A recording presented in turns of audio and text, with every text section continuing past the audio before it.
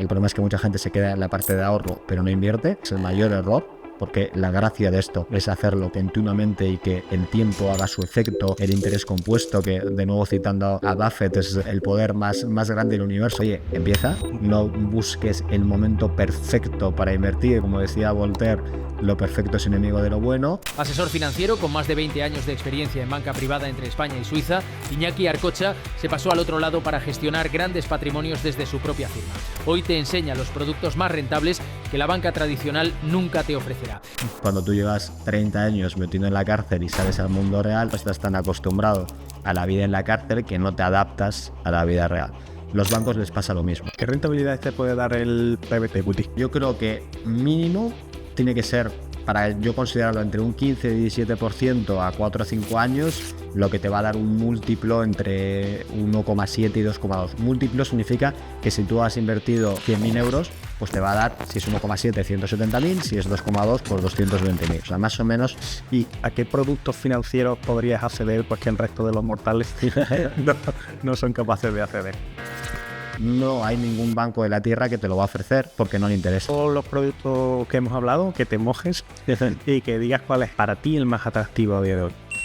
Sin duda. Sin duda. Lo que pasa es que no es para todo el mundo.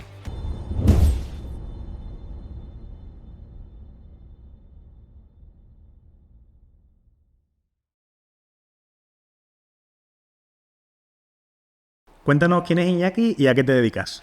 Pues mira, soy asesor de grandes patrimonios desde que salí de la universidad. Tuve la gran suerte que justo terminando el grado de Administración de Empresas en Deusto salió una oportunidad en una boutique financiera en Bilbao y ahí empecé a asesorar a grandes patrimonios, primero en la zona de Bilbao y luego ya me mudé a Madrid, a Ginebra, a Zúrich, a Curazao, a toda mi experiencia internacional en estos 20-22 años y siempre enfocado en altos patrimonios. Los últimos 4 años, después de toda una carrera saltando de un banco a otro y tratando de buscar mi lugar y sin encontrarlo, pues ya me di cuenta, aunque era algo que creo que sé desde los 10 años, que no iba a encontrar mi lugar en ninguna corporación financiera grande, que lo mejor es que me independizara porque es la única manera de poder ponerte, como siempre digo, al lado de la mesa de los clientes para poder ofrecerles pues todos los productos y servicios y todas las posibilidades que hay en el mercado financiero más allá de la banca tradicional,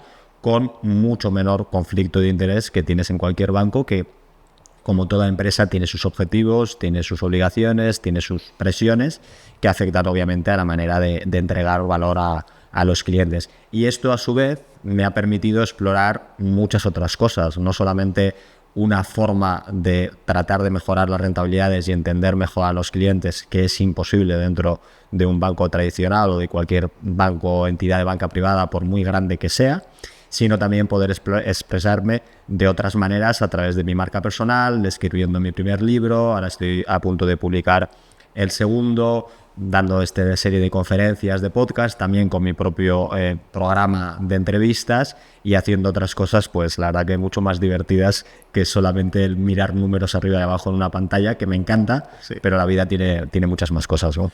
Vamos a hablar un poco de banca tradicional, que la conocen muy de cerca, y siempre que hay alguna persona, cliente, que tiene cierto patrimonio, es como que empiezan los lobos, ¿no?, de la banca privada para intentar de pescarlo, ¿no? Entonces, cuéntanos qué beneficios, si es que los tiene,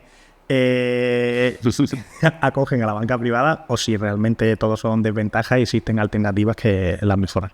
A ver, teóricamente la ventaja que tiene los departamentos de banca privada, que tienen la inmensa mayoría, por no decir todos los bancos de banca comercial, es que te va a atender un equipo de especialistas y vas a tener una serie de recursos del banco al que no tiene acceso el cliente de banca retail por razones obvias. Si no tienes demasiado patrimonio, pues no tiene mucho sentido que te venga un especialista en asesoramiento patrimonial cuando no vas a poder invertir en los productos que ofrece ese departamento porque no tienes el mínimo, no tienes el perfil de inversión, no tienes el conocimiento y probablemente tampoco tengas el interés, ¿no? Al final, a medida que tú vas ganando patrimonio, también te vas interesando más en cómo gestionar ese dinero que ya tienes ahorrado, en cómo invertirlo, en no perder valor adquisitivo y en preguntarte otras cosas. Dependiendo del tipo de entidad, pues hay mayor o menor sofisticación en estos departamentos de banca privada y también los límites y criterios para considerarte un cliente de banca privada cambian. Hay para algunos bancos que es a partir de 1 millón de euros, para otros es 500.000, y si te vas a la banca suiza puedes tener incluso niveles mayores, ¿no? De 5 millones, 10 millones, también depende de la geografía. Y también depende mucho de si es un banco comercial que hace banca privada, por ejemplo un Santander, un BBVA, que son eminentemente bancos comerciales que hacen banca privada, o si es un banco de banca privada puro, que ahí básicamente pues tendríamos a los suizos como UBS, el extinto Credit Suisse que acaba de desaparecer, Julius Baer, etcétera, o tienes bancos más de banca de inversión que son más fuertes en todo lo que son temas de fusiones y adquisiciones, emisiones de deuda, ayuda a la banca corporativa, como puede ser un JP Morgan o un Morgan Stanley, que también tienen su departamento de inversiones, ¿no? Entonces, dependiendo del banco, cada uno va a tener unas particularidades y va a tener unos beneficios mayores o menores. ¿Cuál es el problema que tienen todos los bancos, ya sea grande, ya sea pequeño, ya sea de España, ya sea de Estados Unidos, ya sea de Suiza?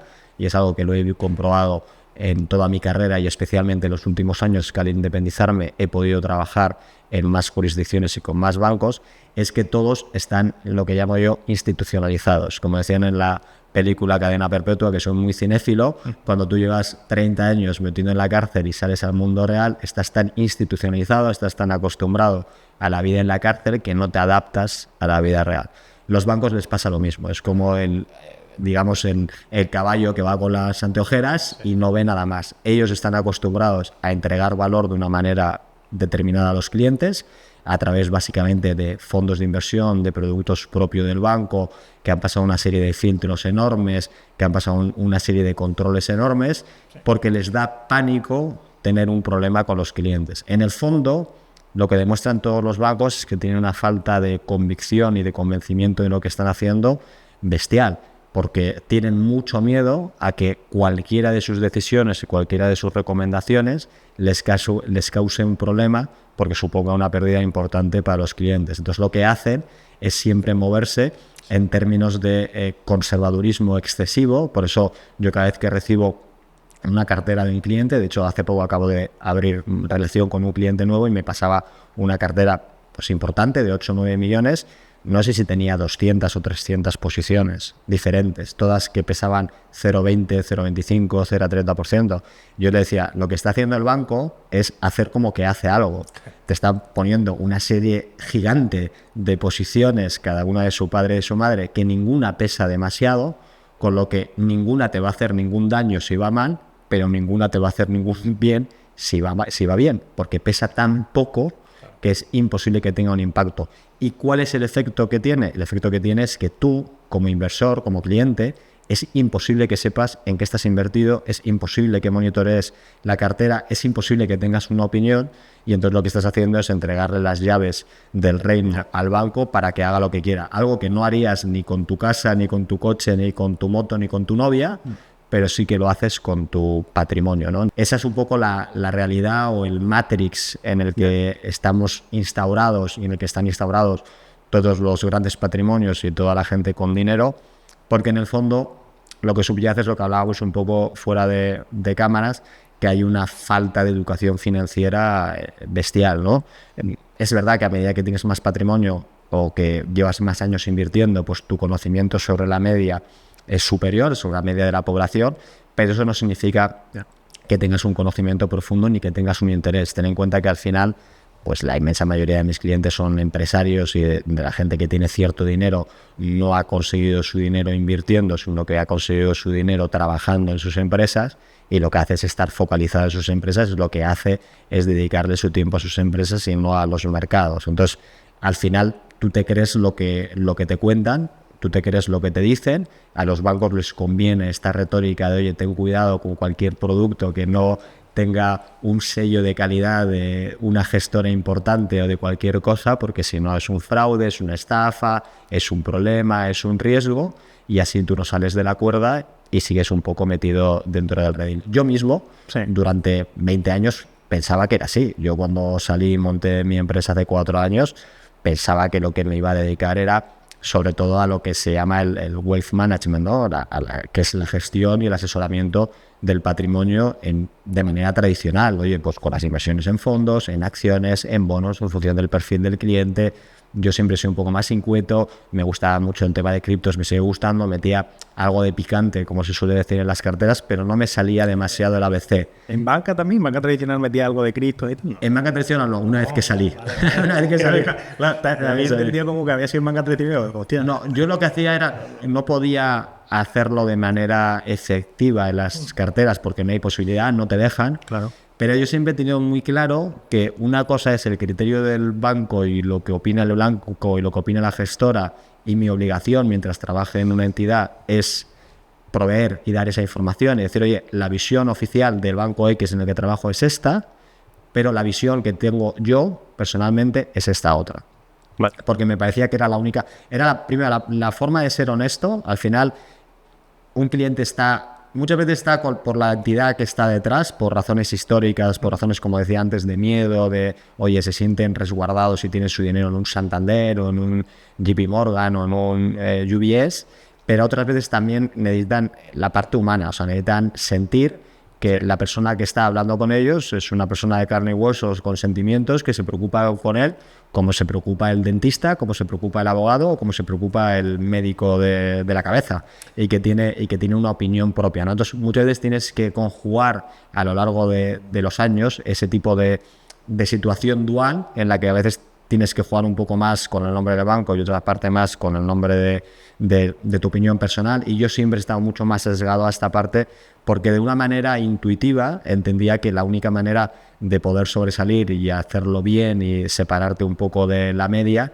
es precisamente hacer cosas diferentes, ¿no? Claro. Si tú repites como un loro el informe de mercado que sale cada día 5 de cada mes, ¿para qué te necesita el cliente? O sea, ya se lo vas a descargar. Hoy en día con las tecnologías puede pedir a ChatGPT que se lo repita en audio con la voz que quiera, una voz sensual, una voz bonita, una voz como quiera, y no me necesita para nada, ¿no? Entonces lo que necesita es, oye, una persona que tenga un criterio, que por supuesto también se equivocará, pero no se equivocará por un sesgo o porque alguien desde Madrid le está diciendo que tiene que vender X, Y o Z, sino porque ha tenido su propio criterio. Entonces, para generarte este criterio, tienes que leer mucho más de lo que te está diciendo la entidad en la que trabajas, y también mucho más allá de lo tradicional. Yo siempre pues he tratado de formarme en todas las tendencias y todas las megatendencias de largo plazo que me han parecido interesantes, como temas de biotecnología, temas de rejuvenecimiento, temas de inteligencia artificial ahora, antes temas de metaverso, aunque esa no salió demasiado bien, y por supuesto temas de cripto, que yo también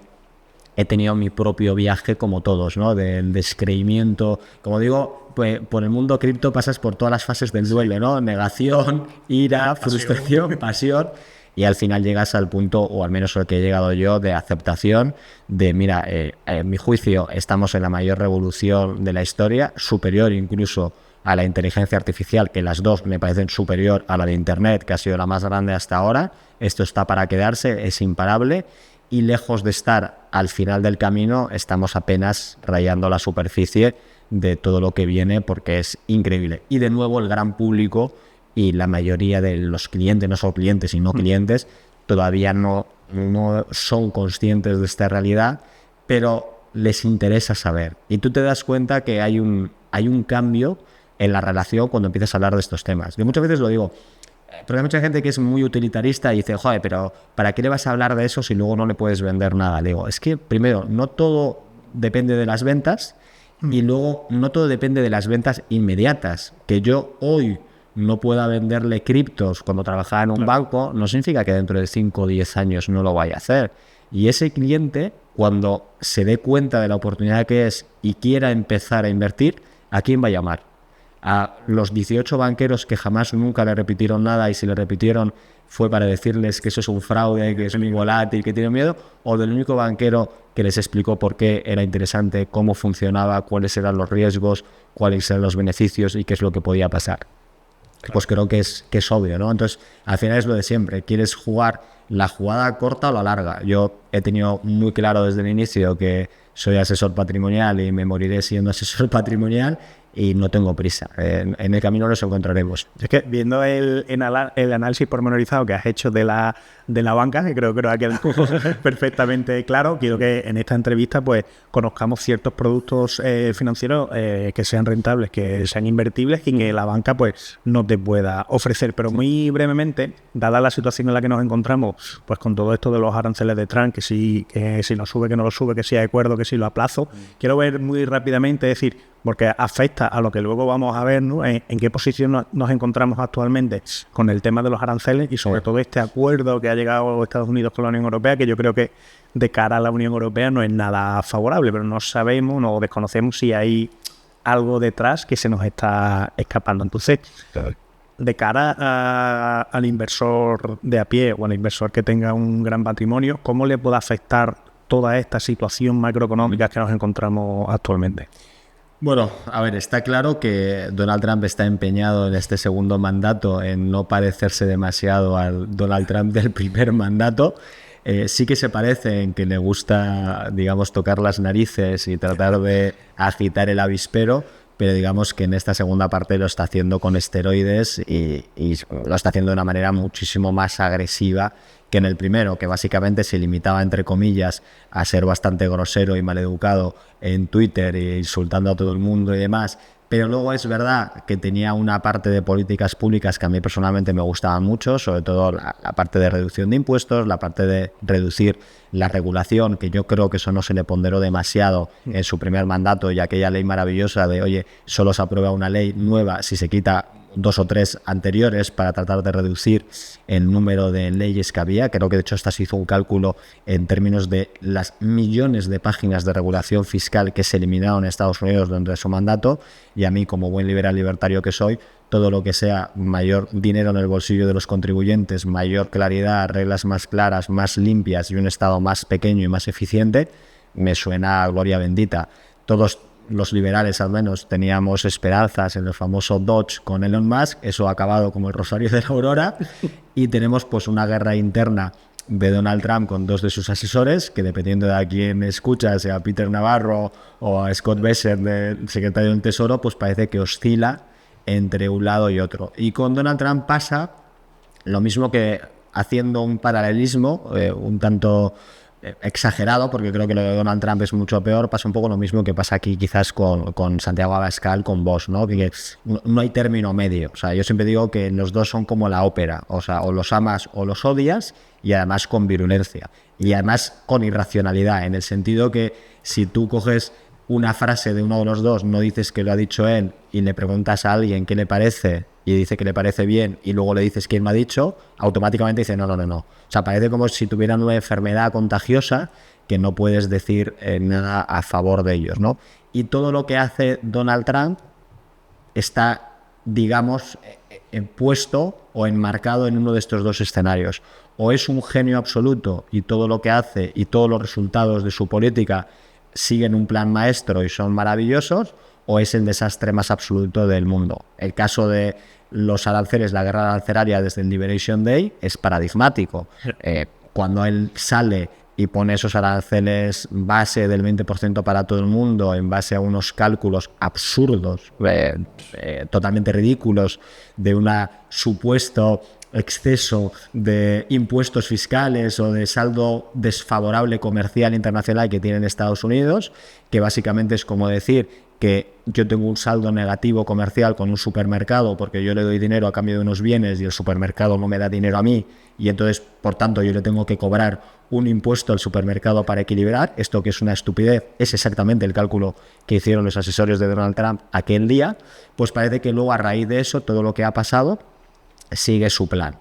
Yo creo que no es ni una cosa ni la otra. O sea, yo creo que efectivamente hay una parte de planificación. O sea, creo que él juega al efecto anclaje, que lo ha hecho toda su vida. Es decir, oye, yo te digo que te voy a vender este vaso por $2.000, tú me dices qué auténtica barbaridad y luego te digo, bueno, tranquilo, te lo dejo en 200. Utiliza el sesgo psicológico que tenemos todos de quedarnos con la primera cifra que nos han dado, y entonces, aunque 200 euros por un vaso siga siendo una barbaridad, como a mí me has dado la cifra de 2.000, yo automáticamente tengo el sentimiento de que he conseguido una gran rebaja y que por tanto estoy mejor. Él está haciendo lo mismo. Lo que pasa es que con Europa creo que ese no ha sido el sentimiento, ¿no? Es decir, era como... Teníamos ese sentimiento que más o menos hemos estudiado, leído a Donald Trump, como que estaba muy por encima de lo que realmente al final iba a acabar cediendo, pero parece ser que la Unión Europea pues o no ha medido bien, o es lo que te digo, no sabemos si luego va a haber otra negociación, pero se ha quedado alto. A ver, primera negociación no es del todo transparente en el sentido de que se han dado las cifras, pero no se ha dado el detalle, porque sabemos que hemos pasado del 30% inicial al 15%, entonces ahí tenemos ese efecto de anclaje y puedes decir... Y yo creo que es verdad que dices, es mejor este acuerdo que no tener un acuerdo. Esto es una cosa que la gente no lo suele tener en cuenta, pero tú te estás pegando con la mayor economía del planeta y no solamente eso. Si tú te haces muy... A mí me hacía mucha gracia cuando se han visto estas semanas a mucha gente reclamando que no se llega a ningún acuerdo y que, oye, pues, para chulos nosotros y nosotros también le ponemos aranceles. Primero, que haya 2 aranceles es peor que solo haya uno. Aunque sea contraintuitivo, que solamente tenga que pagar Europa aranceles a Estados Unidos es mejor que haya en los dos lados, porque los dos lados pierden todos, pierden los dos consumidores de los dos lados y los dos productores de los dos lados. Así que en términos globales es mejor que solo pierda uno. Y 2, y casi más importante que 1, si tú te haces el digno y no llegas a un acuerdo con Estados Unidos, pero el resto del mundo sí llega a un acuerdo de Estados Unidos, el que pierdes eres tú. Porque que tú no puedas o dejes de venderle a Estados Unidos no significa que Estados Unidos deje de comprar esos bienes, significa que deja de comprártelos a ti, pero se los puede comprar a otros competidores que tú estás teniendo. Tercero, pareciera que Europa no ha tenido aranceles con nadie. Europa tiene reglas y reglamentos comerciales, algunos que no son arancelarios, que de hecho esa es la parte que a mí me gustaba del intento de Donald Trump de reducir las trabas comerciales, sobre todo en los temas agrícolas en Europa. Hay una serie de trabas regulatorias que, aunque no son monetarias, de facto impiden que Estados Unidos y muchos otros países no puedan enviar sus productos agrícolas aquí. Y el que pierde es el consumidor porque los tendría más baratos, y el que pierde es Europa porque también obviamente es un coste superior el que tiene que asumir por el aumento de los precios. Entonces, que se haya reducido eso es una parte buena. El problema es que es una gota en lo que es el océano del acuerdo global. Luego, te decía, no está claro del todo porque ese 15% que se ha acordado en el fondo es una media. Hay una serie de productos que son sobre todo el acero y otros industriales que están al 50%, hay otros que están al 0%, que son productos químicos, agrícolas, etcétera, pero no se sabe cuáles son, no se sabe cuál es el detalle, y es importante porque, por ejemplo, en España es el mayor grueso de lo que se exporta a Estados Unidos, con lo cual sería muy importante verlo para ver si efectivamente el impacto que está calculado, que es más o menos del 1,5%, que no es demasiado grave en el caso de España, es así, y también verlo a nivel agregado con Europa, ¿no? Entonces, yo creo que no es un acuerdo tan catastrófico como se está vendiendo desde Europa. Creo que las alternativas que se estaban planteando, como poner también aranceles por nuestro lado, eran peores. O a mí el que me encanta no, vamos a negociar con China, o sea, fenomenal. Tú no quieres negociar con la mayor potencia democrática del mundo, pero quieres negociar con un país comunista, ahora me dirán algunos que no es comunista porque tiene Estado, pero bueno, nos entendemos, opaco, súper poco transparente, con 0 libertades y que no tiene nada que ver contigo ni cultural ni de ninguna otra manera. O sea, ¿realmente quieres eso? Y luego tercero, llevamos muchos años diciendo que Europa se ha suicidado energéticamente al venderse a su enemigo histórico natural como es Rusia, y ahora con este acuerdo que vas a tener otro socio que es Estados Unidos, lo prefieres no tenerlo, o sea, prefieres seguir secuestrado con alguien que nunca ha sido tu aliado, todo lo contrario, y que estás en un problema como estás, por esas relaciones y por esos acuerdos que se han tomado, sobre todo entre Alemania y Rusia en los últimos años, me parece un poco absurdo. Y cuarto, el acuerdo en sí es imposible de cumplir en la realidad, porque hablan de unos 600.000 millones entre energía y otra serie de productos, de los cuales 250.000 millones se van a dar, o sea, va a pagar Europa a Estados Unidos en los próximos 3 años. Es que aunque no mandara nada al resto del mundo, no llegaría a esas cifras.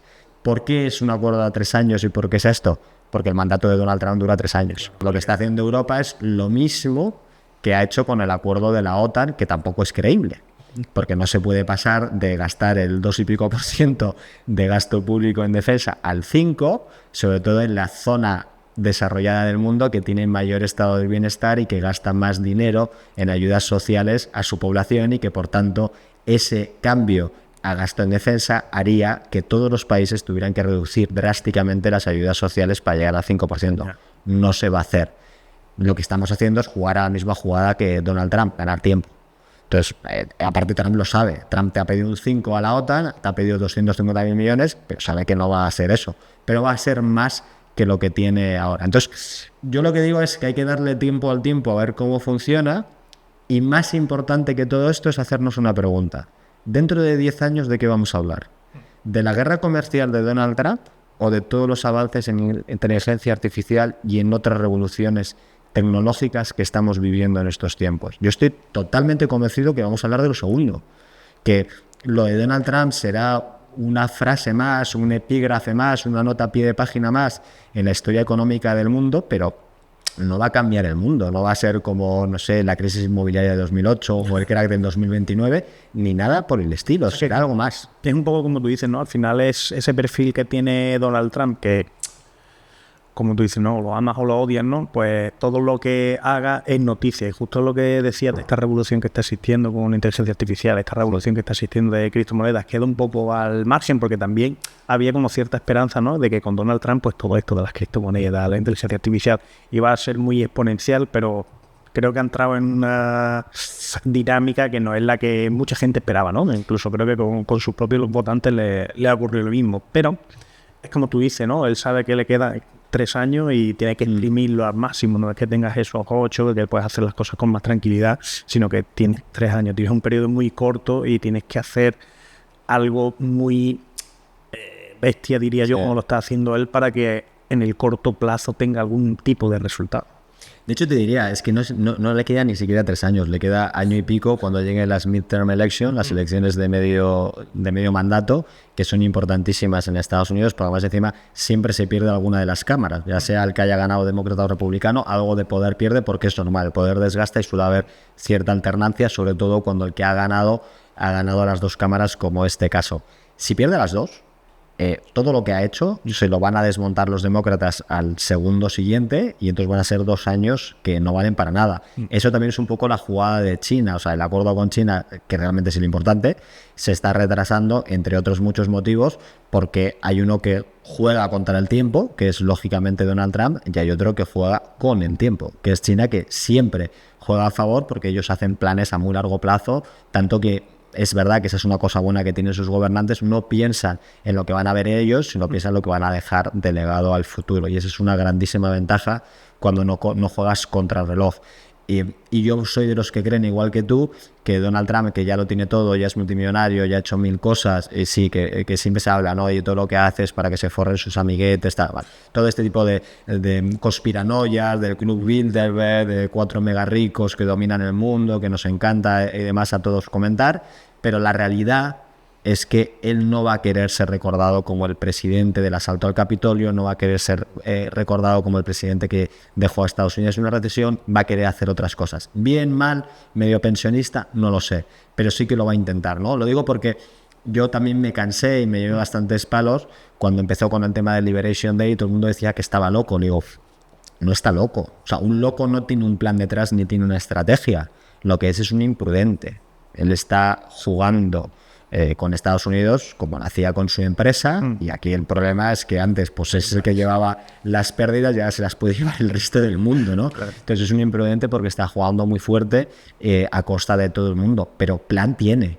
No te gusta el plan, eso es una cosa distinta a que no tenga un plan y que, oye, esta mañana se haya levantado y haya dicho, oye, voy a volver loco a todo el mundo y voy a poner a las teles del 200% a diestro y siniestro. No, tiene una jugada, tiene una planificación que es verdad que tiene parte de cambios de última hora, que tiene que un poco que bandearse en función de lo que sucede, y lo hemos visto varias veces en función de las respuestas de China, pues ese anuncio de la tregua de los 90 días que probablemente fue mucho más pronto de lo que él esperaba, etcétera.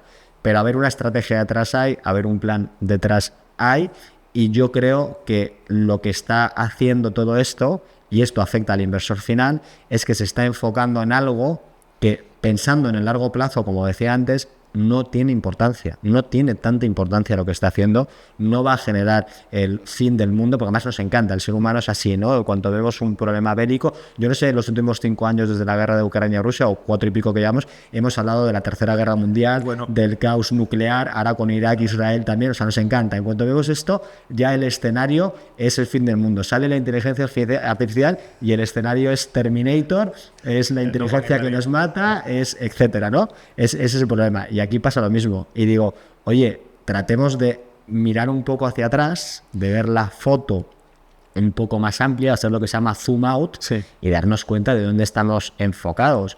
Porque el ser humano no está construido para enfocarse en varias cosas a la vez. No existe el multitasking. Eso es un mito, ni de hombres ni de mujeres. O haces una cosa o haces otra. Entonces, si estás todo el día preocupado en los aranceles, en lo que hace Trump y como tal, no vas a poder dedicarle tiempo a estar invertido en las tendencias de presente, que van a ser tendencias de futuro y que son las que verdaderamente van a cambiar tu patrimonio y tu vida, porque ya no es un tema de solo de tu patrimonio, es de tu vida. Tus objetivos financieros y tus objetivos personales están íntimamente relacionados, no son dos mundos aparte. Entonces, tú tienes objetivos financieros porque en última instancia tienes objetivos personales, quieres un coche más cómodo, tienes una casa mejor, quieres pagar el colegio a tus hijos, quieres tener una mejor jubilación para irte con tu mujer o para lo que sea, quieres tener dinero para emprender un negocio, para lo que sea, están unidas las dos cosas, y a mí me da mucha rabia que siempre, también porque el ser humano es así, por temas evolutivos, de estar más pendiente de lo que nos puede matar que de las cosas buenas, estamos siempre enfocados en ver el vaso medio vacío y en todo lo que puede ser catastrófico y malvado, cuando vivimos en la mejor época de la historia de la humanidad de larguísimo, aunque la inmensa mayoría piense justo lo contrario. Sí, es verdad lo que dices, siempre se piensa lo contrario a lo que estás diciendo ahora mismo, y es un poco, tenemos ese espíritu tremendista, ¿no? De irnos siempre a lo peor, lo que decías de la Tercera Guerra Mundial siempre sale. Siempre. Y al hilo de esto que comentas, hay una palabra también que aparece mucho, que lleva unos años apareciendo, que no sé tú cómo la ves, pero siempre aparece la palabra recesión. ¿Crees que estamos ante las puertas de un momento recesivo? Pues mira, es muy curioso porque en el último año se ha hablado muy poco de recesión, cuando en los dos anteriores, que las bolsas estaban estallando hacia arriba y subían de una manera terrible, y justo ahora no se habla tanto, aunque con los últimos datos de empleo que fueron terribles, los del 1 de agosto, del otro día, que si quieres luego comentamos, se ha vuelto a hablar. Mira, yo creo que hay un dicho de Wall Street que funciona muy bien, y es que las bolsas siempre se confabulan para hacer el mayor daño posible al mayor número de personas posible. ¿Eso qué se traduce? Se traduce en que cuando todo el mundo habla de recesión, la recesión no sucede, y cuando todo el mundo deja de hablar de recesión es cuando sucede. Porque por definición y por naturaleza suelen ser ciertamente impredecibles si no las ves venir, porque si las ves venir, entonces te ajustas en tus carteras y no se producen las caídas que se suelen caer.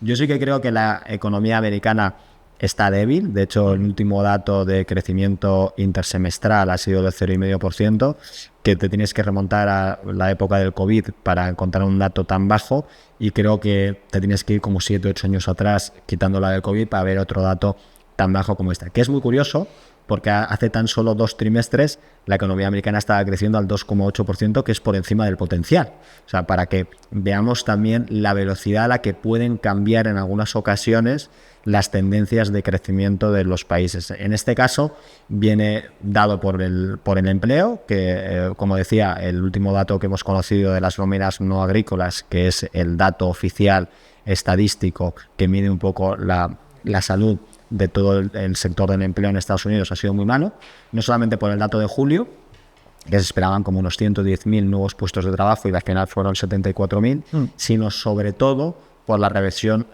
a la baja de los datos de los meses anteriores. El dato del empleo, al igual que el dato del PIB y otros muchos datos, tiene revisiones porque es muy difícil recoger todos los datos al cierre y tener un dato preciso, con lo cual se hace una estimación inicial y luego en los meses siguientes se suele revisar y suele haber subidas y bajadas. Lo digo también porque ahora ha habido mucho alarmismo, no, hay una conspiración política porque por eso hay tantos cambios a la baja de los datos de empleo, que es un poco la excusa que ha utilizado Donald Trump para echar a la jefa del Departamento de Estadística en un movimiento bastante sin precedentes, ¿no?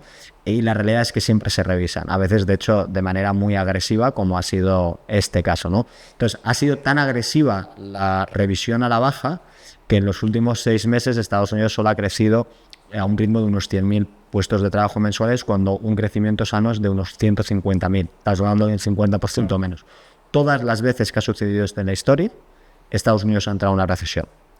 Problema, solo ha sucedido 6 veces, con lo cual tampoco es un número muestral demasiado grande. Y segundo, y volviendo a lo que hablábamos antes, que sea una recesión no significa que sea una crisis. Porque parece que no existen las recesiones suaves o normales o sanas incluso. Llevamos muchos años también diciendo, oye, las valoraciones de las bolsas están excesivas. Claro.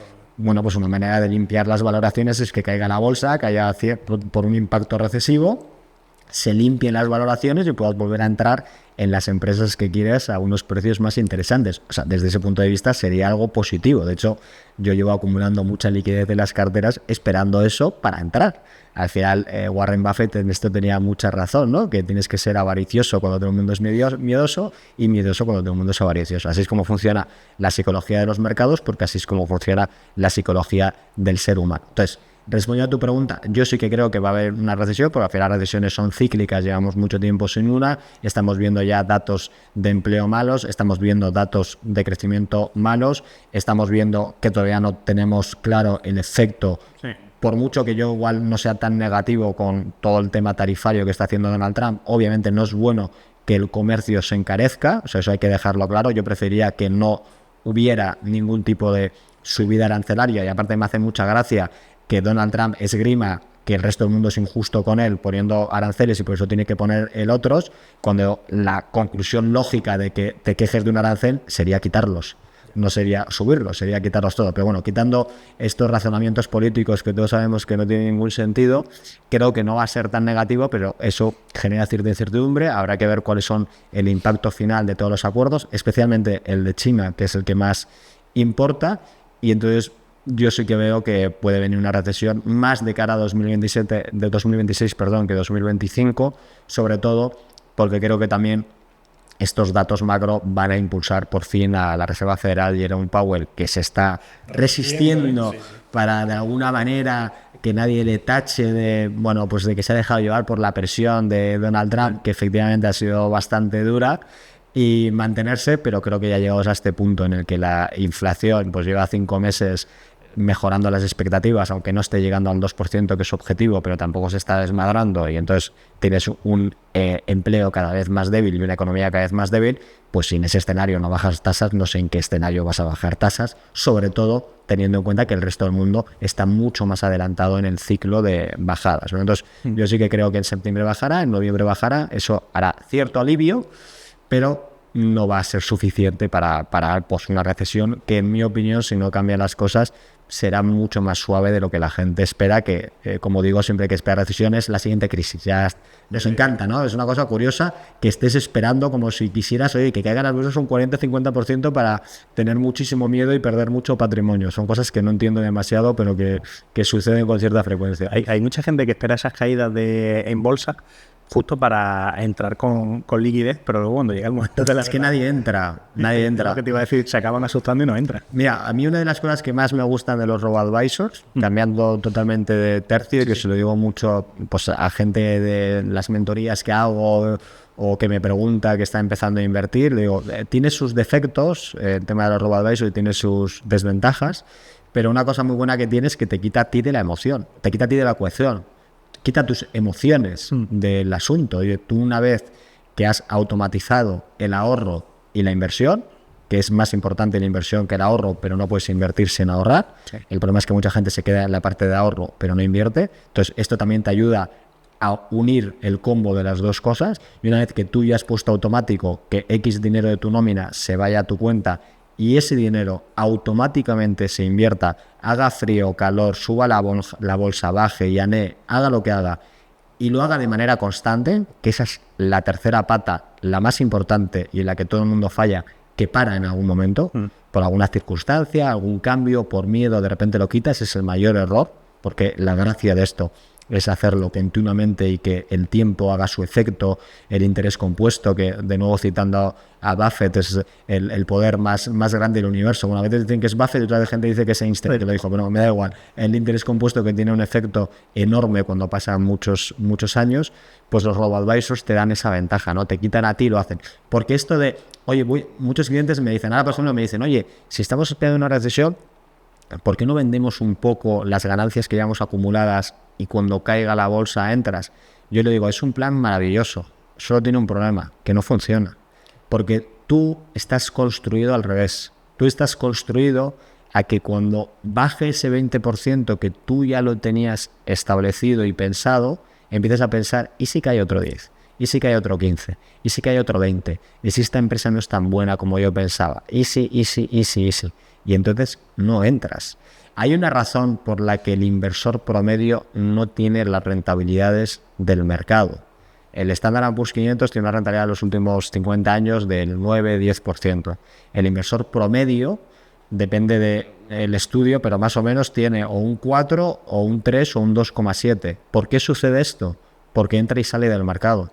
¿Por qué entra y sale del mercado? Porque se deja llevar por sus emociones. Peter Lynch, que es uno de los mayores gestores de la historia, que tiene su fondo Magellan, yo creo que tenía una rentabilidad anualizada en 22 años del 25%. Esto, para contextualizar, es superior a la que ha tenido Warren Buffett en Berkshire Hathaway, solo que Buffett lo ha hecho durante 60 años, pero Peter Lynch tuvo más rentabilidad en su fondo. Él decía que el inversor promedio de su fondo había perdido dinero. ¿Por qué? Porque no le hacía caso. O sea, ni siquiera ese inversor que está metido en un fondo que lo hace increíble, que te hace un 25% todos los años, que sube cuando el mercado baja, que sube más cuando el mercado sube, que lo hace todo fenomenal y perfecto, siente miedo, siente pánico, se deja llevar por sus emociones y se equivoca. Siempre compra en la parte más alta porque utiliza el efecto retrovisor y vende en la parte más baja por lo mismo. Entonces, esas estrategias mentales que nos hacemos solo le funcionan a un porcentaje pequeñísimo de la población que funciona de una manera diferente, porque aunque la gente no lo crea, que tú conozcas un sesgo no impide que lo sientas. Yeah. Yo soy profesional, yo conozco perfectamente los sesgos cognitivos que tenemos, yo soy plenamente consciente que el inversor no toma decisiones racionales a la hora de invertir, yo sé que yo no tomo decisiones racionales cuando invierto y aún así siento el mismo miedo, siento el mismo pánico, siento las mismas cosas que cualquier inversor amateur.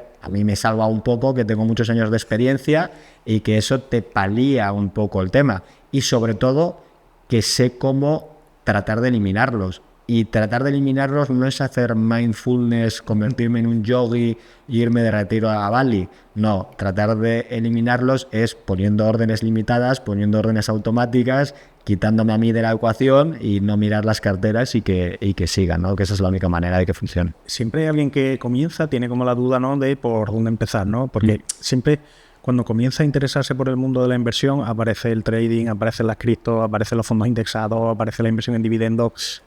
¿Por dónde recomendarías tú empezar para cualquier persona? Vamos a hablar primero como ese inversor retail o ese inversor inicial y luego nos enfocaremos un poco en grandes patrimonios, que es tu especialidad, ¿no? Pero en base a tu experiencia, para ese inversor novato, llamémoslo así, ¿por dónde le recomiendas empezar?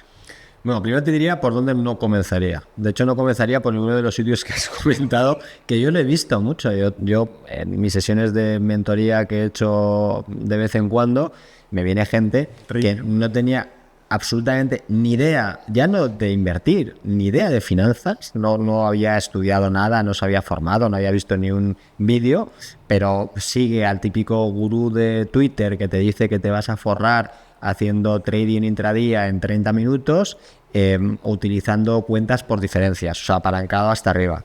Y encima vas con criptos. Y lo peor de todo, ley de Murphy, es que en la mayoría de las ocasiones tus primeros trades te salen bien, que es lo peor, porque entonces te envalentonas.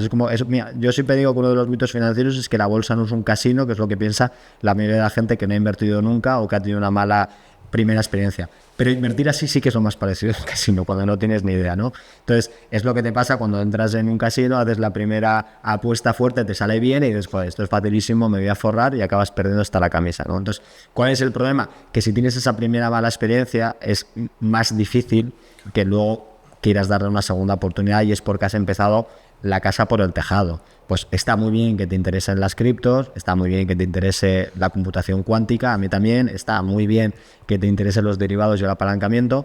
Si no tienes experiencia, no tienes ni idea, fórmate en eso, sigue leyendo, haz tus cositas, pero que sean cosas ridículas o incluso con dinero de prueba, que hay muchas plataformas que te permiten hacer inversiones de mentira para foguearte y para tal. Cuidado también, las inversiones de mentira no te dan la experiencia que necesitas. Ahí tienes el ejemplo del póker. No hay ganadores de póker sin dinero que luego lo hagan bien en el póker con dinero, porque en el momento en que te juegas algo real, tu psique cambia y tu forma de pensar cambia, tus hormonas cambian, todo cambia. Pero, oye, si es algo que te va a ayudar en ese búsqueda de conocimiento y en ese no quiero perder el hilo de estas tendencias, porque eso pasa también mucho, que van tan rápido que si dejas de estar 3 o 4 meses ya estás totalmente fuera, no me parece del todo mal si eres consciente de los problemas que puede tener. Pero lo que es el grueso de tu inversión, oye, empieza por lo básico. Primero empieza por conocerte a ti mismo, qué tipo de perfil de inversor eres. Segundo, sé consciente que el miedo va a hablar por ti. Yo esto lo hablo a mucha gente cuando empieza a invertir, que te digo, yo soy conservador. Digo, mira, tienes 25 años, te gusta el puenting y haces, no sé, rappel, no eres conservador. Porque si tú en tu vida normal te gusta el riesgo, la adrenalina tal, lo más probable es que tus inversiones también. Aquí lo que está hablando es el miedo. No tienes miedo a perder dinero en bolsa, tienes miedo a invertir porque no lo has hecho nunca. Entonces, me parece bien que seas prudente al inicio, pero a medida que vayas teniendo conocimiento y experiencia, te des cuenta que tienes muchísimo horizonte temporal por delante, que lo que estés invirtiendo ahora sobre el patrimonio total que vas a generar a lo largo de tu vida es totalmente insignificante. Cuando conozcas que las mayores inversiones de mayor riesgo como la bolsa son también las que tienen mayor capacidad de subir en el futuro, cuando empieces a ver que hay maneras de paliar el riesgo, que hay otro tipo de inversiones que te bajan un poco la volatilidad, lo que varía la cartera, etcétera, etcétera, te darás cuenta que probablemente no seas tan conservador como crees que eres. Entonces, está bien, porque es mejor empezar que no empezar. También le recomendaría, oye, empieza, no busques el momento perfecto para invertir, porque como decía Voltaire, lo perfecto es enemigo de lo bueno, y no hay peor procrastinación que no hacer algo porque, oye, tiene que llegar el momento mágico en el que todo se va a alinear para poder empezar. Spoiler, nunca va a suceder. Nunca hay el mejor momento para tener un hijo, nunca hay el mejor momento para casarte, nunca hay el mejor momento para irte de casa, nunca hay el mejor momento para cambiar de trabajo, y así puedo estar 5 horas. Entonces, empieza porque la mejor manera de encontrar las soluciones que buscas no es esperar, sino es ponerte a actuar, y ahí lo irás conociendo, ¿no? Entonces, con esas reglas básicas, hay gente que lo dice, oye, es que no tengo absolutamente ni idea. Empieza con un robo-advisor. Cógete cualquiera de las plataformas que te van a hacer un pequeño test, aunque no sea el perfecto, pero va a ser algo, y te va a quitar a ti de la ecuación y vas a empezar a ahorrar e invertir. Y eso te va a permitir ganar tiempo para ir formándote y para ir ganando más conocimiento para que te puedas implicar más en tu cartera si quieres. Oye, que tampoco todo el mundo tiene que estar dedicándole 8 horas a su cartera porque igual no le interesa tanto. Puede delegarlo totalmente en las nuevas tecnologías, puede contratar a un asesor financiero o puede invertir de manera muy pasiva, muy tranquila y tal. Eso también lo irás descubriendo un poco a medida que pasa el tiempo. ¿Cómo sería ese tránsito? Es decir, a esta persona que tiene cierta curiosidad para seguir aprendiendo, como decía, no el que quiere más esa inversión pasiva, sino el que quiere como encontrar aquí un camino.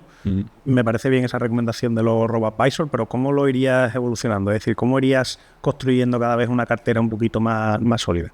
Lo primero, ahorrar. Y para ahorrar tienes que introducir o tienes que seleccionar el ahorro mensual como si fuera un gasto fijo más.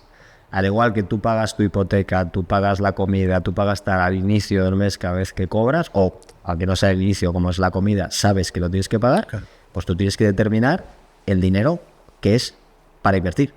Me da igual si son 500 euros, 700, 300, 200. Hay gente que dice, que puedo estar de acuerdo, oye, que si solo te da 50, 100 euros, pues en vez de estar invirtiendo, que eso tampoco te da nada, utilízalo en formación. Bueno, para mí es invertir en formación, pero invertir. Ese dinero no va a Coca-Colas, no va a tabaco, no va a una caña, no va al cine, no va a nada. Ese dinero es para ti, para invertirlo en tu cartera de inversión o para invertirlo en tu conocimiento. Y eso te lo quitas el primer día. Tú cobras la nómina el día que sea, el 25, y al día siguiente te quitas esa cantidad y está. Si es suficientemente significativa o así lo has decidido para invertir, empieza a invertir con un robo-advisor o elige 2 índices básicos de ETFs de tal, que si no sabes lo que es un ETF, no sabes lo que no es un índice, pues mira, te metes en ChatGPT y así vas aprendiendo y se lo preguntas y en media hora, 40 minutos de hacerle preguntas lo vas a entender para poder invertir y con eso ya has arrancado. Porque lo más importante, vuelvo a decir, es empezar. Gente dice, oye, empiezas con poco dinero tal. Ya sé que es poco dinero, pero es que a mí no me importa tanto el efecto que tiene en tu cartera como el efecto que tiene aquí. Cuando tú ya lo has introducido y ya la inversión forma parte de tu día a día, estás generando un hábito que va a ser más difícil de quitar. Los hábitos son difíciles de construir, pero una vez que están establecidos, también son difíciles de quitar. A mí me encanta la figura de Arnold Schwarzenegger por muchos motivos, y hace unos años, le hicieron una entrevista, ya con 70 y tantos años que tiene el señor, le dijeron, oye, ¿pero tú cuándo vas a dejar de entrenar? Y dijo él, preguntarme eso es como preguntarme cuándo voy a dejar de comer, o cuándo voy a dejar de dormir, o cuándo voy a dejar de respirar. Es que para mí entrenar es una parte esencial de lo que soy. Yo no entreno por obligación, yo ya no entreno por un físico, ya casi no entreno ni por salud. Entreno porque me gusta entrenar y forma parte de mi día a día y de mi forma de ser, y sin eso no puedo vivir. Bueno, invertir tiene que ser lo mismo. Tú inviertes porque tienes que invertir. Ya está. O sea, luego lo justificarás como quieras y le buscarás los objetivos que quieras, pero tienes que introducírtelo como una cosa más de las que haces en tu día porque te gusta, ¿no? Y entonces, ese primer acto de establecerlo y hacerlo, ya empieza la transformación en tu cabeza de ahora eres un homo inversor, ¿no? Eres una persona que está invirtiendo y a la larga, volviendo otra vez al tema del interés compuesto, pues es donde te va a dar los mayores beneficios y te va a permitir ganar el tiempo, pues para ir viendo hasta dónde quieres llegar en este mundo, hasta dónde te quieres sofisticar y qué es lo que quieres hacer, ¿no? Yo creo que es muy importante, como tú dices, el empezar. Es decir, hazlo ya, aunque sea con poca cantidad, 20 euros, digo, sí, da igual. Sí. Pero ten esa primera experiencia de, si lo haces con un broker, pues meter el dinero en el broker, comprar esas primeras acciones o indexarte, como tú bien dices, ¿no? Y ver que son 10 euros, luego van a ser 20, luego lo vas a subir, porque estás viendo cómo ese patrimonio no solo disminuye, sino que está creciendo y dices, bueno, pues en 2 años, si es que llegas a los 2 años y dices, hostia, pues mira, tengo un X dinero ahorrado, encima que se ha multiplicado porque ha tenido cierta rentabilidad, hostia, porque no lo hago con más capital, ¿no? Entonces, yo creo que el principal problema es el miedo que tiene la gente a la inversión, porque asocian esa inversión como un poco lo que decías antes, ¿no? Al casino, a la especulación, al voy a perderlo todo, ¿no? Como es ese caso sonado que siempre aparece, o ese banquero, ¿no? Que por culpa de ese banquero pues ha perdido cierto dinero, pero que bueno, que con formación, como bien dices, evidentemente se puede dar el paso. Y hoy día hay una cantidad de información que es terrorífica, bestial. O sea, que no es algo... A una persona hace 30 años, pues es algo que tuviera cierta formación como la tuya o viniera de familia pues, que fueran inversores y tal, era más complejo. Ahora es muchísimo más sencillo y la suerte que tenemos que está al alcance de todo el mundo. Voy a cambiar un poco de tercio y vamos a hablar de Suiza, de donde tú resides. Paraíso. Correcto, donde tú resides actualmente y donde trabajas, evidentemente. Entonces, ¿por qué es tan famosa Suiza para esos grandes patrimonios? Porque tiene el mejor ecosistema financiero y de banca privada del planeta, con enorme diferencia con el resto del mundo, ¿no? El problema es que, como tal, por destacar, antes decía, ¿no?, que la única manera de sobresalir en este mundo es hacer cosas diferentes y destacar, y el precio que te tienes que pagar es que vas a ser señalado, porque a nadie le gusta el diferente y a nadie le gusta el que destaca, por la envidia humana y por otros muchos motivos, también sentimientos de inferioridad, ¿no? Si alguien hace algo que tú no estás haciendo, pues te está haciendo cuestionarte si lo que pensabas y cuál era tu manera de actuar es la correcta, si ves un ejemplo de alguien que está teniendo éxito con aquello que tú dices que no funciona, ¿no? Entonces a Suiza le pasa esto. Sí que es verdad que, como toda historia, pues tiene sus puntos negros y sus puntos negativos. Se habla pues del dinero de los nazis, los judíos, el dinero del narcotráfico, todas estas historias y demás, que dejaron de tener sentido hace muchísimo tiempo. O sea, yo llevo trabajando en Suiza 15 años y ya el tema de, oye, vienes con un maletín repleto de dinero en efectivo y sales con una cuenta. Eso es lo que a mí me decían los banqueros que tenían 60, 70, bueno, 70 no, pero 60, 50, 60 años cuando yo empecé a trabajar, y lo hablaban no de los últimos años, lo hablaban de cuando ellos tenían 20, 25 años que empezaron a trabajar en bolsa, ¿no? Entonces, eso ha cambiado mucho hace muchos años, y en los últimos años en los que hay cada vez pues más regulación internacional de control de capitales, transparencia y demás, en la que Suiza ha sido uno de los países más proactivos en entrar con en los acuerdos de CRS, de intercambio de información con la OCDE y demás, pues todavía mucho peor. Yo, como te decía, desde que soy independiente trabajo con cuentas en muchas jurisdicciones, en Estados Unidos, en España, en México, en Suiza, en Luxemburgo, en Dubái, en muchas partes. Abrir una cuenta en Suiza es de los sitios más difíciles o el más difícil. O sea, comparado con Estados Unidos, no tiene nada que ver. Entonces, esa narrativa de, oye, es un paraíso fiscal, es el dinero que ocultan los ricos, los terroristas y tal, ¿cómo se casa con que sea casi imposible abrir una cuenta porque te preguntan hasta la talla de tu zapato? Dice, no, pero para los ricos no. Bueno, yo llevo a los ricos. O sea, yo llevo a gente sin muchísimo patrimonio, decenas o centenares de millones de dólares, y tampoco pueden. O sea, les tratan exactamente igual que a otro. Entonces, no voy a decir, oye, que no queda ninguna cuenta sin declarar en Suiza y tal, porque eso es imposible, como es imposible decirlo de cualquier otra jurisdicción, pero puedo asegurar que hay muchísimas más cuentas controvertidas en otros sitios, como la propia Estados Unidos, que el sistema FATCA, para aquellos que no lo conozcan, es la regulación que obliga al resto del mundo a dar información de los americanos a Estados Unidos, pero no recíproca. Los americanos no dan información de nadie, con lo cual, si eres una persona que quiere ocultar tu patrimonio, pues hombre, es más lógico que lo hagas en un sitio que no te van a reportar que en otro que sí, como Suiza, ¿no? Entonces, Suiza es mucho más complicado, y eso refuerza el argumento de que es una jurisdicción increíble, porque a pesar de estos acuerdos de información, que cuando empezaron hace 4 o 5 años, todo el mundo decía, se acaba, había miles de artículos, se acaba Suiza, esto es como los Estados Unidos, ¿no? Que todo el mundo quiere que acabe el imperio yanqui ya y no saben cómo hacerlo, pues pasaba lo mismo con Suiza, y la realidad es que de tener el 27% de todo el dinero de banca privada del mundo, ahora tiene algo más del 25%. Para ponernos en contexto, Estados Unidos no llega al 10%, entonces tiene casi 3 veces más Suiza. ¿Y por qué lo tiene?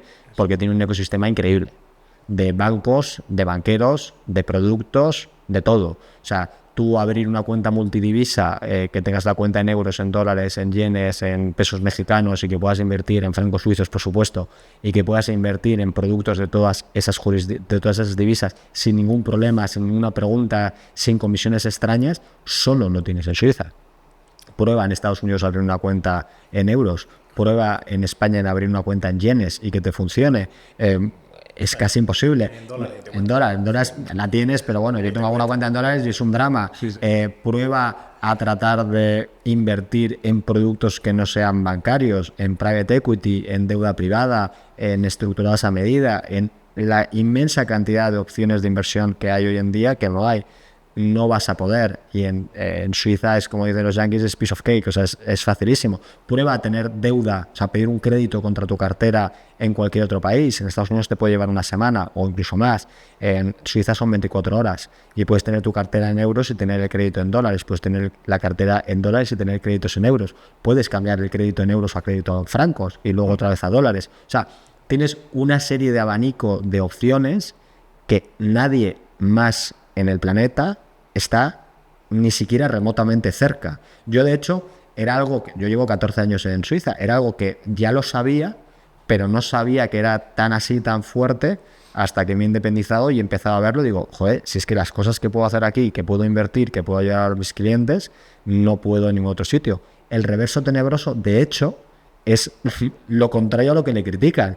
Es un rollo abrir las cuentas, hacer transferencias, te piden hasta lo más grande, te lo cuestionan todo, etcétera, etcétera, etcétera. Pero eso es bueno, y se lo digo así a los clientes, porque si a ti te están haciendo todas esas preguntas, tú sabes que al resto de clientes también.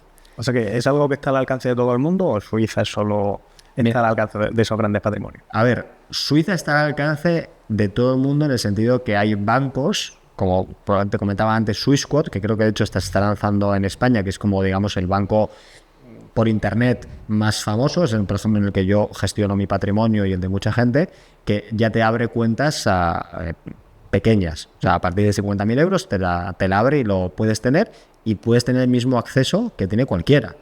Ahora bien, hay productos que tienen mínimos muy altos y no vas a poder porque no tienes el dinero, pero no porque puedas abrir la cuenta. ¿Cuál es el problema? El problema es que dentro de esta narrativa también, o este terror psicológico que hay en todas partes a que el dinero escape del país, aquí por ejemplo en España han puesto unas trabas a todo lo que sea tener cuentas en Suiza tan fuertes que mucha gente piensa que Suiza es un paraíso fiscal, lo cual es absolutamente absurdo, porque no está en ninguna lista negra, no está en ninguna lista de país no colaborador, ni siquiera tiene impuestos bajos, tiene impuestos más bajos que en España, pero no son los impuestos de Andorra o de Dubái ni nada por el estilo, ni remotamente cerca, pero es una manera de meter miedo. Y hace que hay gente, yo cuando amigos míos o conocidos les digo, oye, pues puedes abrirte la cuenta en Suiza y lo hacemos ahí. Ah, pero eso es legal.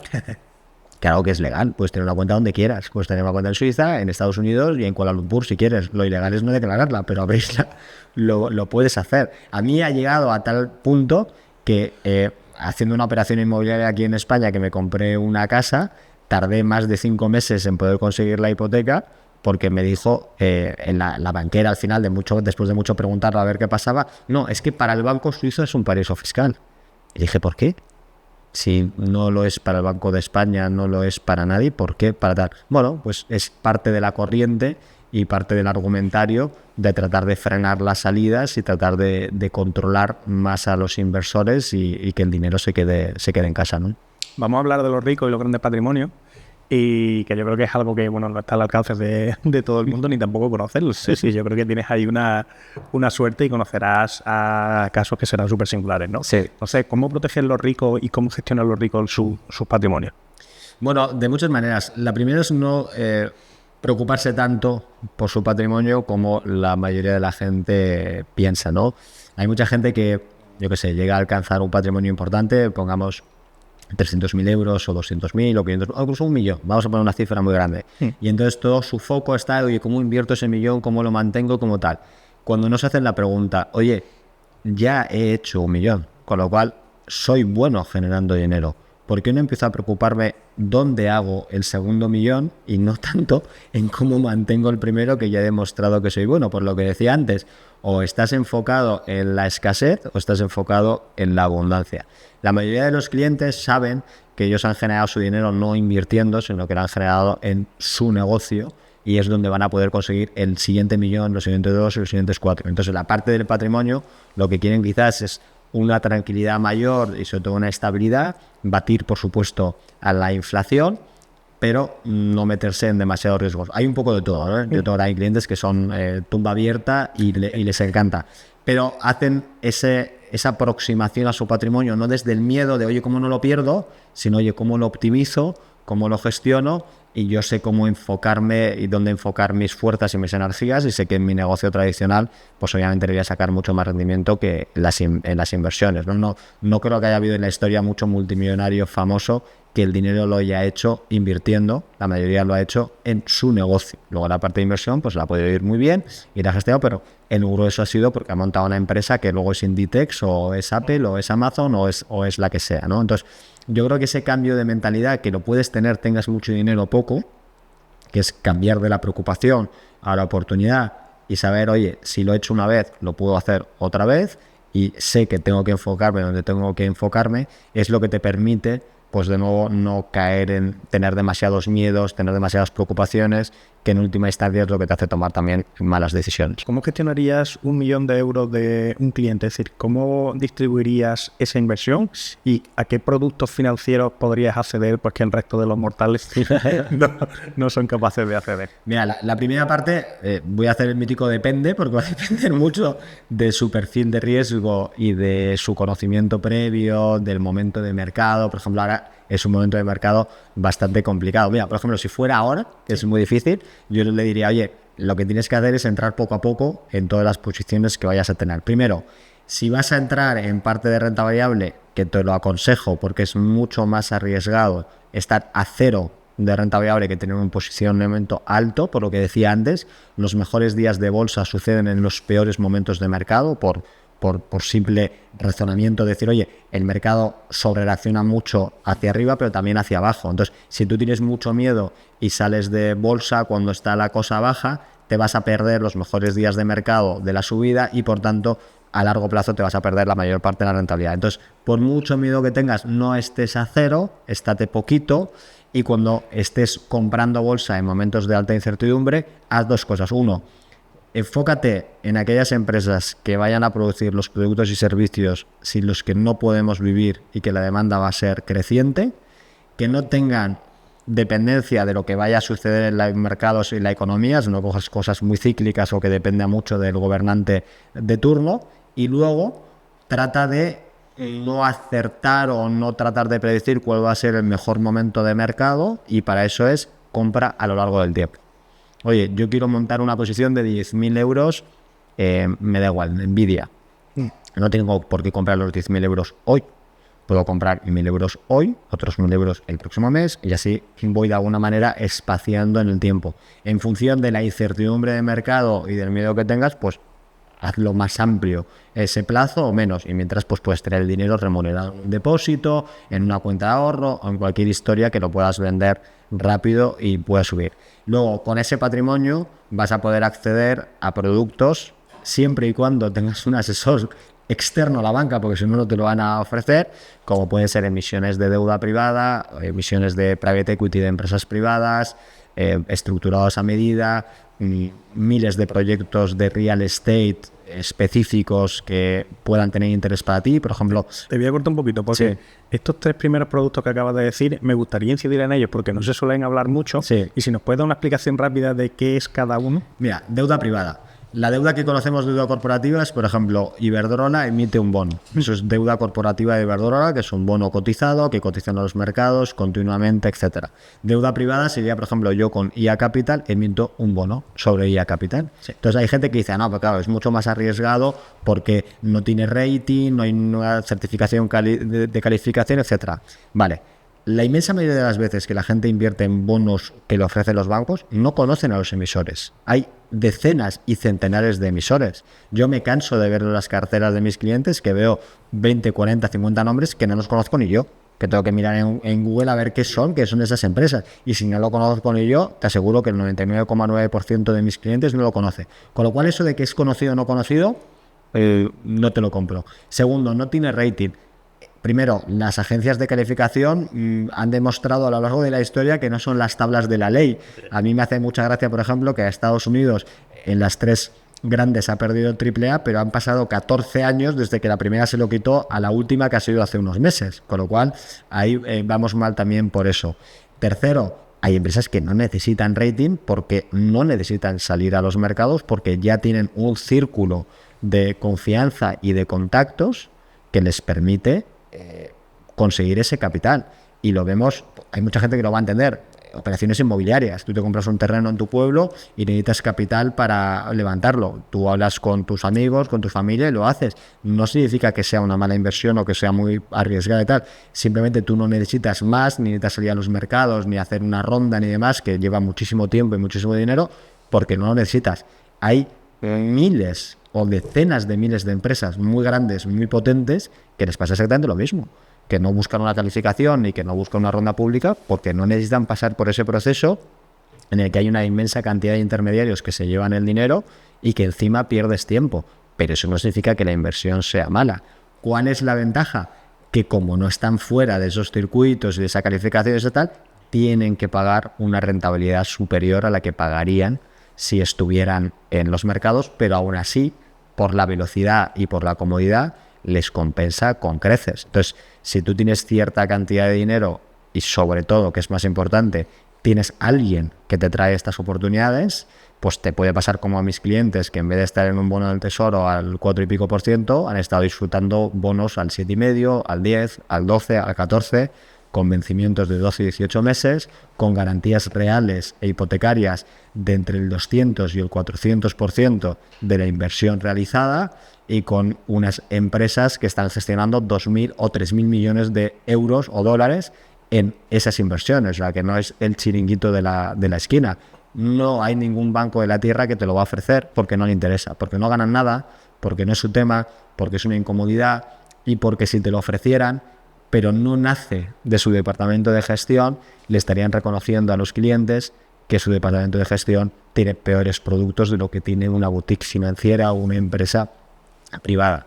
Con Private Equity es lo mismo, cambia deuda por acciones. Es como si yo mañana hago una ronda y le digo, oye, ¿quién quiere invertir en IA Capital? Que no sale mi información en ningún sitio, pero te presento una serie de informes con mis ingresos reales, mi proyección, pues importantísimos, buenísimos. Bueno, pues habrá mucha gente que querrá invertir porque querrá estar conmigo en el camino, aprovechando pues esa tendencia y las perspectivas de futuro. Y hay, de nuevo, una gran cantidad de, esto sí, gestoras y fondos especializados en fondos de private equity que te lo van a ofrecer. Aquí sí que hay bancos, muchos bancos de banca privada que te ofrecen el tema de private equity, pero te ofrecen el malo. ¿Por qué es el malo?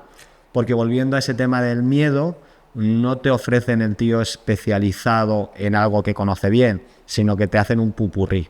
Entonces, oye, tienes un fondo de private equity que invierte en farmacéuticas, en tecnología, en industrial, y lo hace en Europa, en Kuala Lumpur, en la Antártida y en Japón. Digo, es imposible que lo haga bien en todo, es imposible que en este mundo con tanta especialización haya un gestor que sea tan bueno. Yo por eso, y cambiando un poco de tercio, odio los fondos mixtos.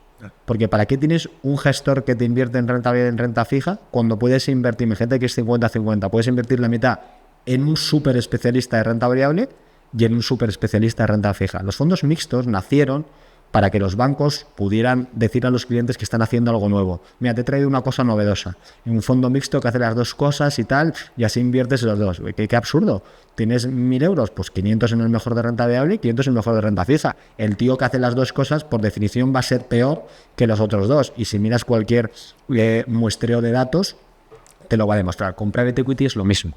Pero como les da miedo apostar porque no tienen convicción en un tío que sea muy especialista, por ejemplo, en empresas de pequeña y mediana capitalización en España, que es un nicho de mercado súper potente aquí, pues te venden lo generalista, lo que invierte en todo y que por tanto pues las rentabilidades van a ser muy por debajo de lo que debería ser el private equity, manteniéndote todas las inconveniencias que tiene el private equity, que son fondos poco líquidos, fondos a 5 o 7 años, son fondos que obviamente pues tienen menos transparencia porque son empresas que no cotizan y que tienes que confiar más en el gestor, etcétera, etcétera. Pero en vez de darte una rentabilidad muy interesante, te va a dar una más pequeña. Pues alguien con ese dinero puede entrar, pero de nuevo es importante que tenga el acceso a sus productos. ¿Qué rentabilidad te puede dar el private equity? Mira, hay de todo, pero yo creo que mínimo tiene que ser, para yo considerarlo entre un 15-17% a 4 o 5 años, lo que te va a dar un múltiplo entre 1,7 y 2,2. Múltiplo significa que si tú has invertido 100.000 euros, pues te va a dar, si es 1,7, 170.000, si es 2,2, pues 220.000. O sea, más o menos eso. La ventaja que tiene el private equity, a mi modo de ver es una ventaja, es verdad que tienes liquidez, pero también tienes menos volatilidad. O sea, como no cotiza, te da cierta estabilidad en las carteras y te quita también cierto pánico, porque realmente solo va a haber un cambio de precio cuando hay un evento corporativo, cuando alguna de las compañías o de las empresas que se han comprado se venden, sí. Y ahí si se ha vendido con ganancia, pues sube el valor del fondo, y si lo ha hecho con pérdida, baja.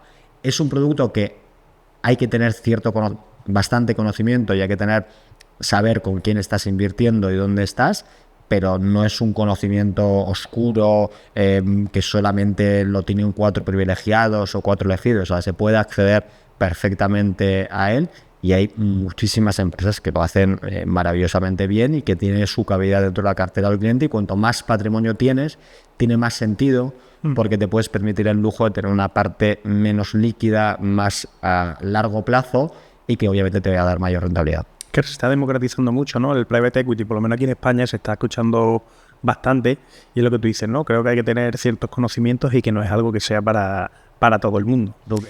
No es para todo el mundo si entras a ciegas. Es un poco lo mismo que pasa con las criptos. A mí me encantan las criptos, Creo que tienes que invertir en criptos sin haberte leído nada, no. Pero como no tienes que invertir en nada sin haberte leído nada, o sea, invierte un poco con cabeza, al final tienes que tener claro la importancia de tu dinero y de tu patrimonio y tener algo de conocimiento antes de empezar. Entonces, yo estoy muy a favor de todo, pues estas nuevas tendencias de crowdfunding, crowdlending, la democratización del private equity, la atomización, el permitir a la gente entrada, pero cuidado, porque también tiene cierto componente de moda, como fue antes el day trading, como fue antes la inversión por diferencias, que hablábamos antes con derivados, y como ha sido tantas y tantas otras modas que hemos visto, ¿no? Entonces, esto es como todo, oye, un cuchillo es maravilloso si utilizas para cortar carne y no es tan bueno si utilizas para otras cosas, ¿no? Pues esto es lo mismo, ¿no? No porque se esté democratizando, porque te venga una plataforma a decirte, oye, vas a poder entrar en todas estas startups y tal, no sé qué, de mañana, significa que sean buenas, porque si son todas una basura y son todas algo que no va a funcionar, pues estás tirando tu dinero, ¿no? Entonces, está bien que esto esté funcionando, pero ojo, hay que tener cuidado. Yo que como vía de diversificación lo veo bien, pero ahora se está viendo un poco eso, ¿no? Justo lo que decías, ¿no? Todas estas empresas están aquí y van a funcionar y te van a dar una rentabilidad, porque son rentabilidades jugosas, un 20, un 30, ¿no? Entonces dices, uy, creo que está ocurriendo un poco lo que decías, ¿no? Cuando había el sector cripto, que ahora estamos otra vez en otro momento de moda, ¿no? Pues rentabilidades astronómicas, ¿no? Que pega el cripto pelotazo. Yo creo que está ocurriendo un poco también con eso. Entonces yo comparto contigo de que uno, lo hagas de la mano. Es decir, ciertos productos financieros yo creo que tú puedes tener acceso de forma y acabas llevándolo bien. Hay otros que yo por lo menos considero que tienes que hacerlo de la mano de un profesional. Sí. Gente como tú que está dentro del sector, que estás especializado en eso y en otro tipo de productos y que lo manejas a diario, lo vas a manejar mucho mejor que una persona que esté formándose o que vea en internet 4 vídeos, ¿sabes? Porque ahí sí le veo cierta complejidad. Sobre todo te lo voy a explicar. Yo lo repito muchas veces, una de las mayores labores y servicios que hago a un cliente cuando le conozco es la primera vez que nos sentamos y él me cuenta toda su vida, me cuenta lo que quiere, lo que necesita, y yo todas esas abstracciones, porque suelen ser abstracciones, se las aterrizo en un plan, en una estrategia y en un portafolio de inversión concreto. Esa es la mayor labor que le puedo hacer, y luego en el acompañamiento pues explicarle todo lo que ha pasado, explicarle lo que sucede en el mercado, explicarle las nuevas tendencias, lo que pasa, cómo funcionan las criptos, cómo funciona el private equity, todo este tipo de cosas para que él lo entienda, ¿no? Porque para mí es muy importante que mis clientes entiendan en qué están invertidos. Yo odio el Iñaki, lo que tú quieras. No es lo que yo quiera, porque no es mi patrimonio, no es mi dinero y no es mi perfil de inversión. Esto a mí me pasa con amigos. No, si fuera tu dinero, tal, pero es que no es mi dinero y tú no eres yo. O sea, yo no te puedo asesorar como lo haría con mi dinero. Yo te tengo que asesorar con cómo eres tú, con cómo son tus miedos, cuál es tu edad, cuáles son tus objetivos, cuánto ganas, cuáles son tus necesidades, etcétera. Entonces, que me hagas la pregunta, oye, ¿qué harías tú si fuera tuyo? No tiene sentido, porque yo tengo otras circunstancias, tengo otras motivaciones y tengo otros objetivos diferentes a ti. Es más inteligente que me digas, si fueras yo, ¿qué harías? Eso sí, eso es otro tema, y con los clientes es importante. Entonces, la gente que se deja llevar por las corrientes de internet, que ahora es una moda muy grande y cualquiera te promete cualquier cosa en Twitter y de repente pues le mandas dinero, pues diría, oye, eso es justo lo que no hay que hacer. Primero, porque no existe el dinero gratis, y segundo, porque plantéate si tiene mucho sentido que sigas a alguien detrás de un seudónimo que no le conoces, que no le vas a hablar en tu vida y que te está prometiendo rentabilidades absurdas. Si pudiera conseguir esa rentabilidad, ¿para qué necesita tu dinero? O sea, sí, todos lo hacen de manera altruista y no ganan y tal y bla, bla, bla, pero obviamente siempre hay un objetivo económico detrás, ¿no? Entonces, dicho esto, o sea, que me gusta mucho la democratización y que creo que son productos muy interesantes, como siempre, hay que hacer los deberes primero. Hemos hablado del mercado cripto, quiero entrar un poquito en él, y el mercado cripto es muy amplio. Es decir, es muchísimo. Por eso, entonces, hablamos primero de muchas estrategias y también hablamos de muchos productos, que si criptomonedas, que si Bitcoin, que si... Entonces, ¿qué recomiendas cuando montas alguna cartera? ¿En qué sueles invertir? Entiendo que Bitcoin 100%, o sea, no 100%, que sí que inviertes en Bitcoin o luego una parte del capital en el resto de altcoin, ¿o cómo lo haces? Si estás viendo o escuchando esta entrevista y eres autónomo o tienes una empresa, hay una verdad irrefutable. Tarde o temprano vas a tener un problema legal. Un cliente que no te paga, un proveedor que no cumple, un contrato que no ha realizado, o incluso problemas con nuestra querida Hacienda. Tienes dos opciones. Primera opción, prevenir, contratando a un abogado que evite que estos problemas ocurran. Segunda opción, reaccionar, buscando a un abogado cuando ya todo es un incendio. Ese es mi trabajo. Cada día protejo a emprendedores, autónomos, startups, solucionando los problemas y sobre todo evitando que estos ocurran, para que tú te centres en lo que más importa, que es hacer crecer tu negocio. Si quieres saber cómo puedo ayudarte, entra en raulflorido.com, escanea el QR que aparece en pantalla o accede a través del enlace que aparece en la descripción. Y ahora, sigamos con el episodio. A ver, yo diría que la base para la inmensa mayoría de los clientes es Bitcoin y Ethereum, porque por un lado tienes a la que es y quiere ser una moneda, o el oro digital o demás, ahí podríamos discutir un poco, pero básicamente que quiere ser una moneda o competir con ellas, que es Bitcoin, y luego tienes a la que te abre las puertas a los smart contracts, a los contratos inteligentes, que ni son contratos ni son inteligentes, pero son los que te permiten pues todo el desarrollo a través de las plataformas de blockchain, con todo lo que son las finanzas descentralizadas, las empresas descentralizadas, etcétera. Es decir, lo que es el nuevo mundo que viene, las nuevas empresas que ya no van a estar en formato real o formato analógico, sino que van a ser tokens. Y Ethereum hoy por hoy es la blockchain más importante que te permite entrar en ese mundo, y tienes las dos monedas más importantes. Hay mucha diferencia todavía de capitalización entre las dos, es mucho más grande Bitcoin que Ethereum. Yo creo que eso irá cambiando con el tiempo. Entonces ahí te diría que la mayoría de los clientes tengo entre el 50 y el 70% invertido ahí. Y luego, en función de la sofisticación del cliente, de las oportunidades que vea en el mercado y lo que vea, pues sí que tengo otra serie de criptonegocios. Yo odio la expresión altcoins porque perpetúa una idea equivocada de que todas son monedas. No son monedas, son criptonegocios.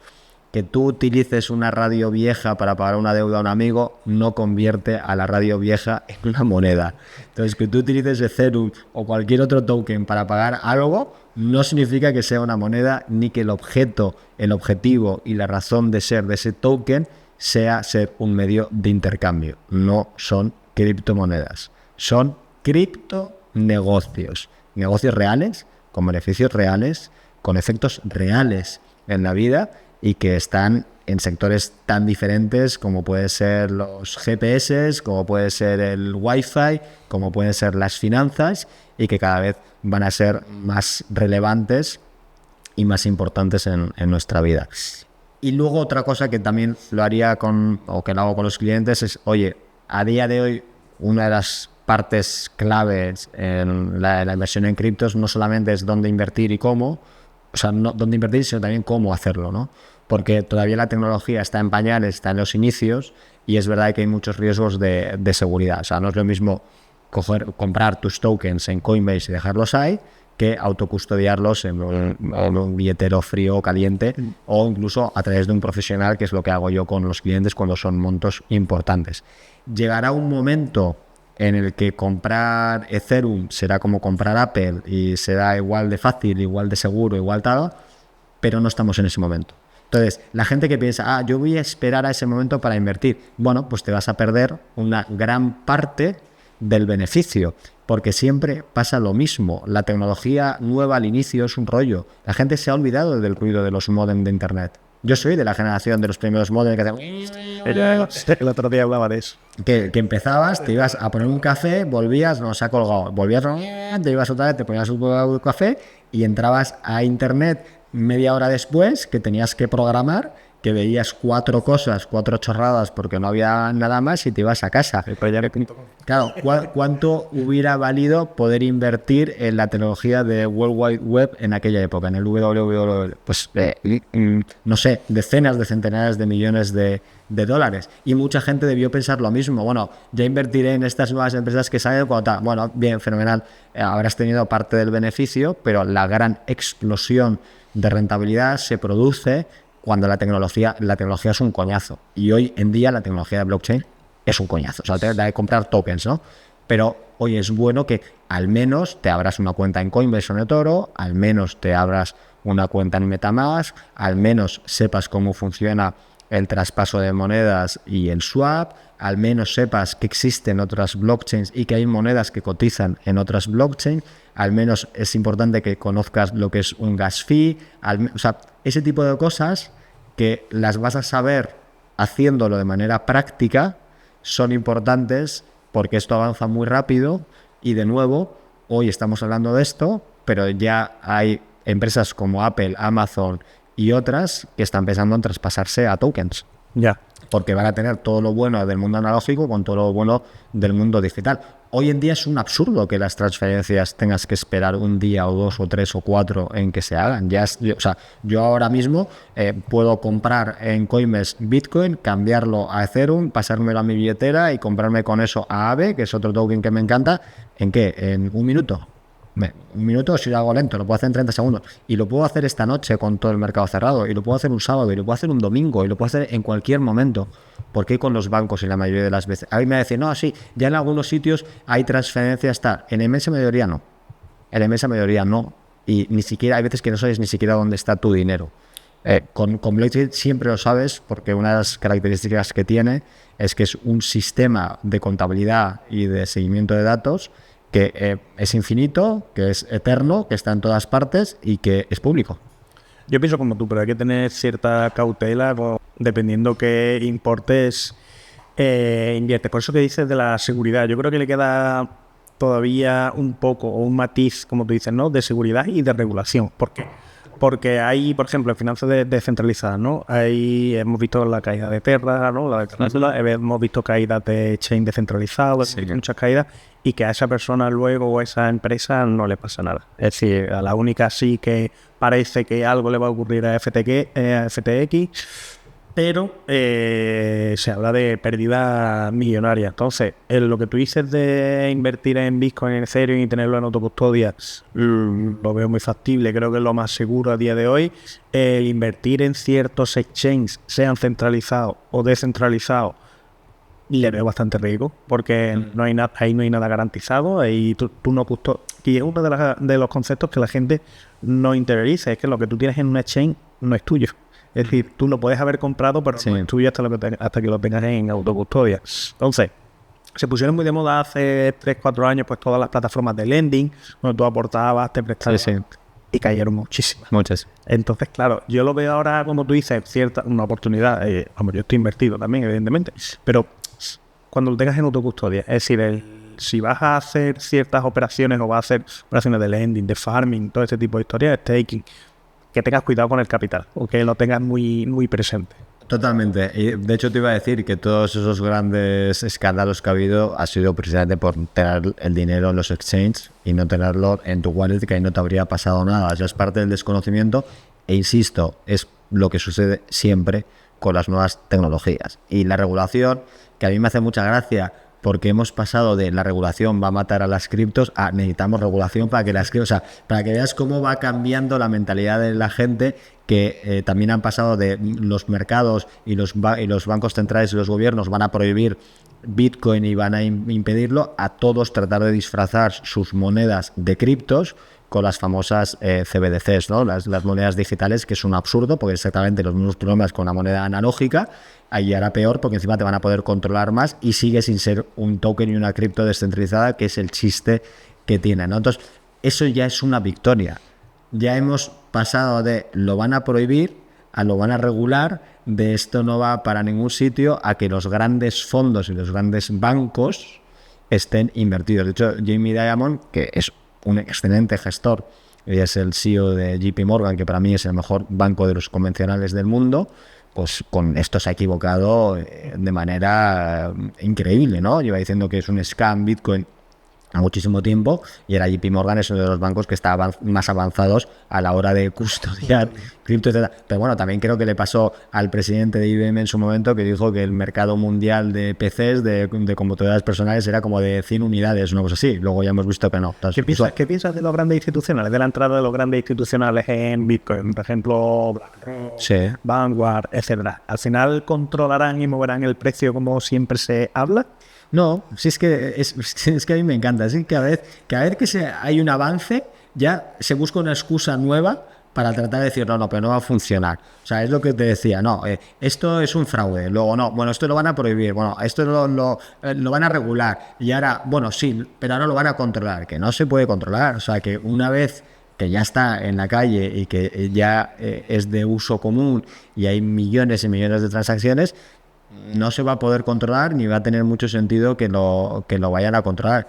Y de hecho es una solución para esa gente que todavía no quiere hacer la tarea de la autocustodia, de custo y tal, que no es lo mejor comprarte el ETF, pero es mucho mejor comprarte el ETF de Bitcoin o de Ethereum que tenerlos físicamente en Coinbase. O sea, yo lo prefiero, porque me parece más improbable que a uno de estos grandes fondos les pase algo, les hagan un hackeo o les hagan cualquier cosa, que a un Coinbase, y vas a poder tener inversión. Y de hecho el mercado así lo ha reconocido. O sea, el ETF de Bitcoin ha superado al GLD de oro en capitalización bursátil, alcanzó los 100 millones de capitalización bursátil en mucho menos tiempo, lo hizo en 3-4 meses, cuando GLD necesitó 20 años en hacerlo. Entonces ahí ya tienes la prueba del algodón, que siempre es lo que opine el mercado. Yo lo que digo es que no estamos al final de la revolución, como mucha gente dice, estamos al inicio, ni siquiera estamos al final de la revolución de Bitcoin, porque ¿cuánto vale Bitcoin?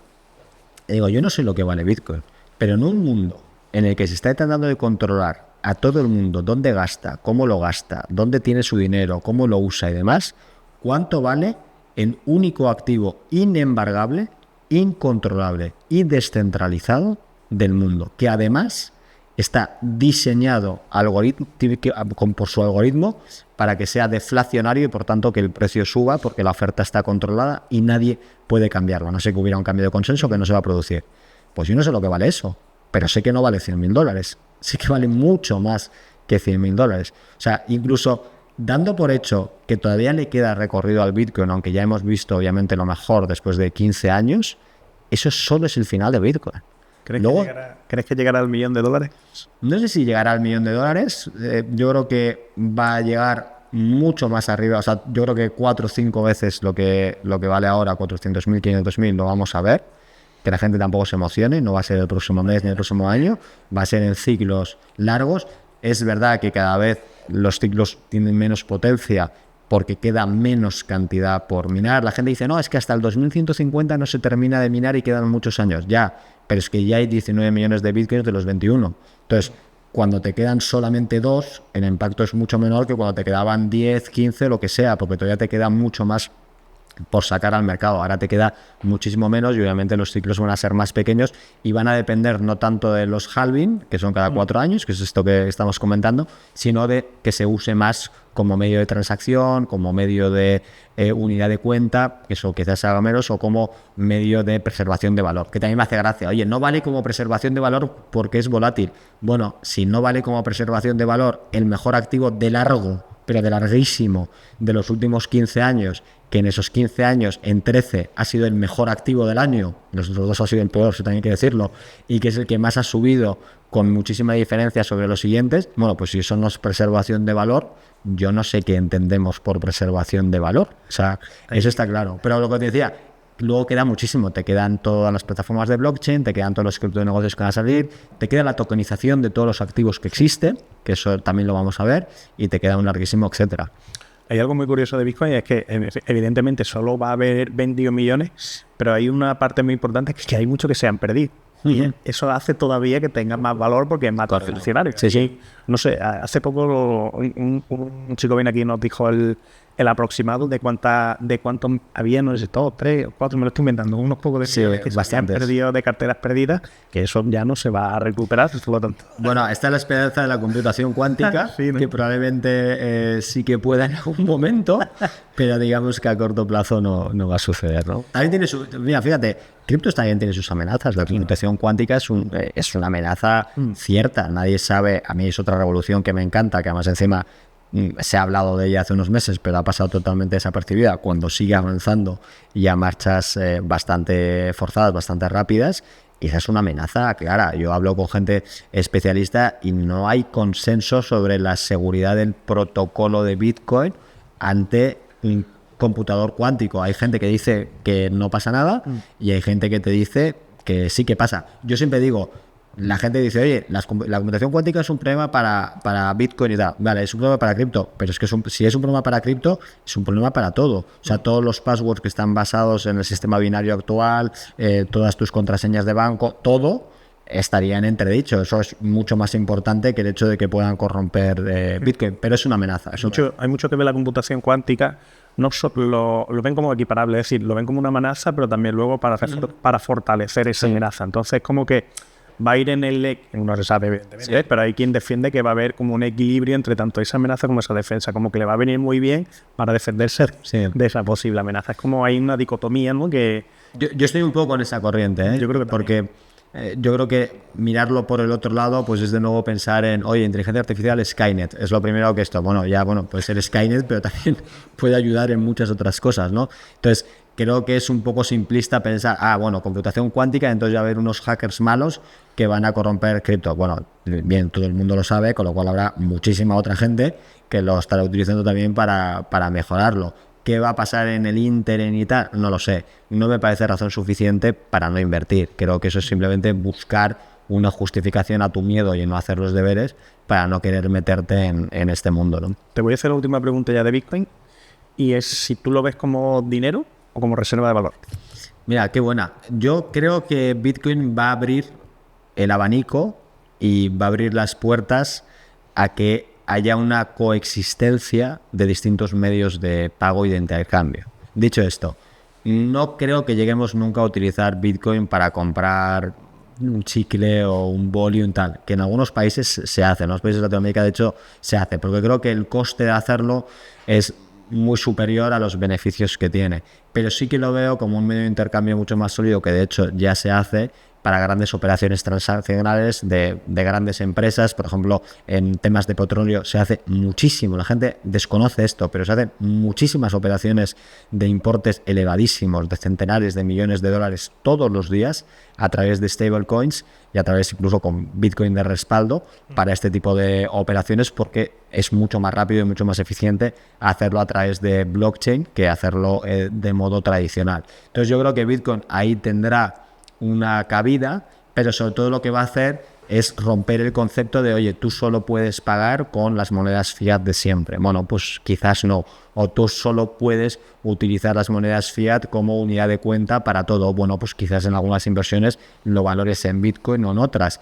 Y creo que eso es lo que va a hacer el mayor cambio. Entonces, no me preocupa tanto si va a acabar siendo una moneda o no, que es difícil que sea una moneda al uso, porque el propio hecho de que sea deflacionaria y que cada vez aumente de valor es en detrimento de que sea utilizado como moneda, porque tú vas a querer atesorarla sabiendo que siempre va a valer más, y eso va en contra a que la utilices, que la entregues para ganar cosas, porque sentirías que estás perdiendo algo.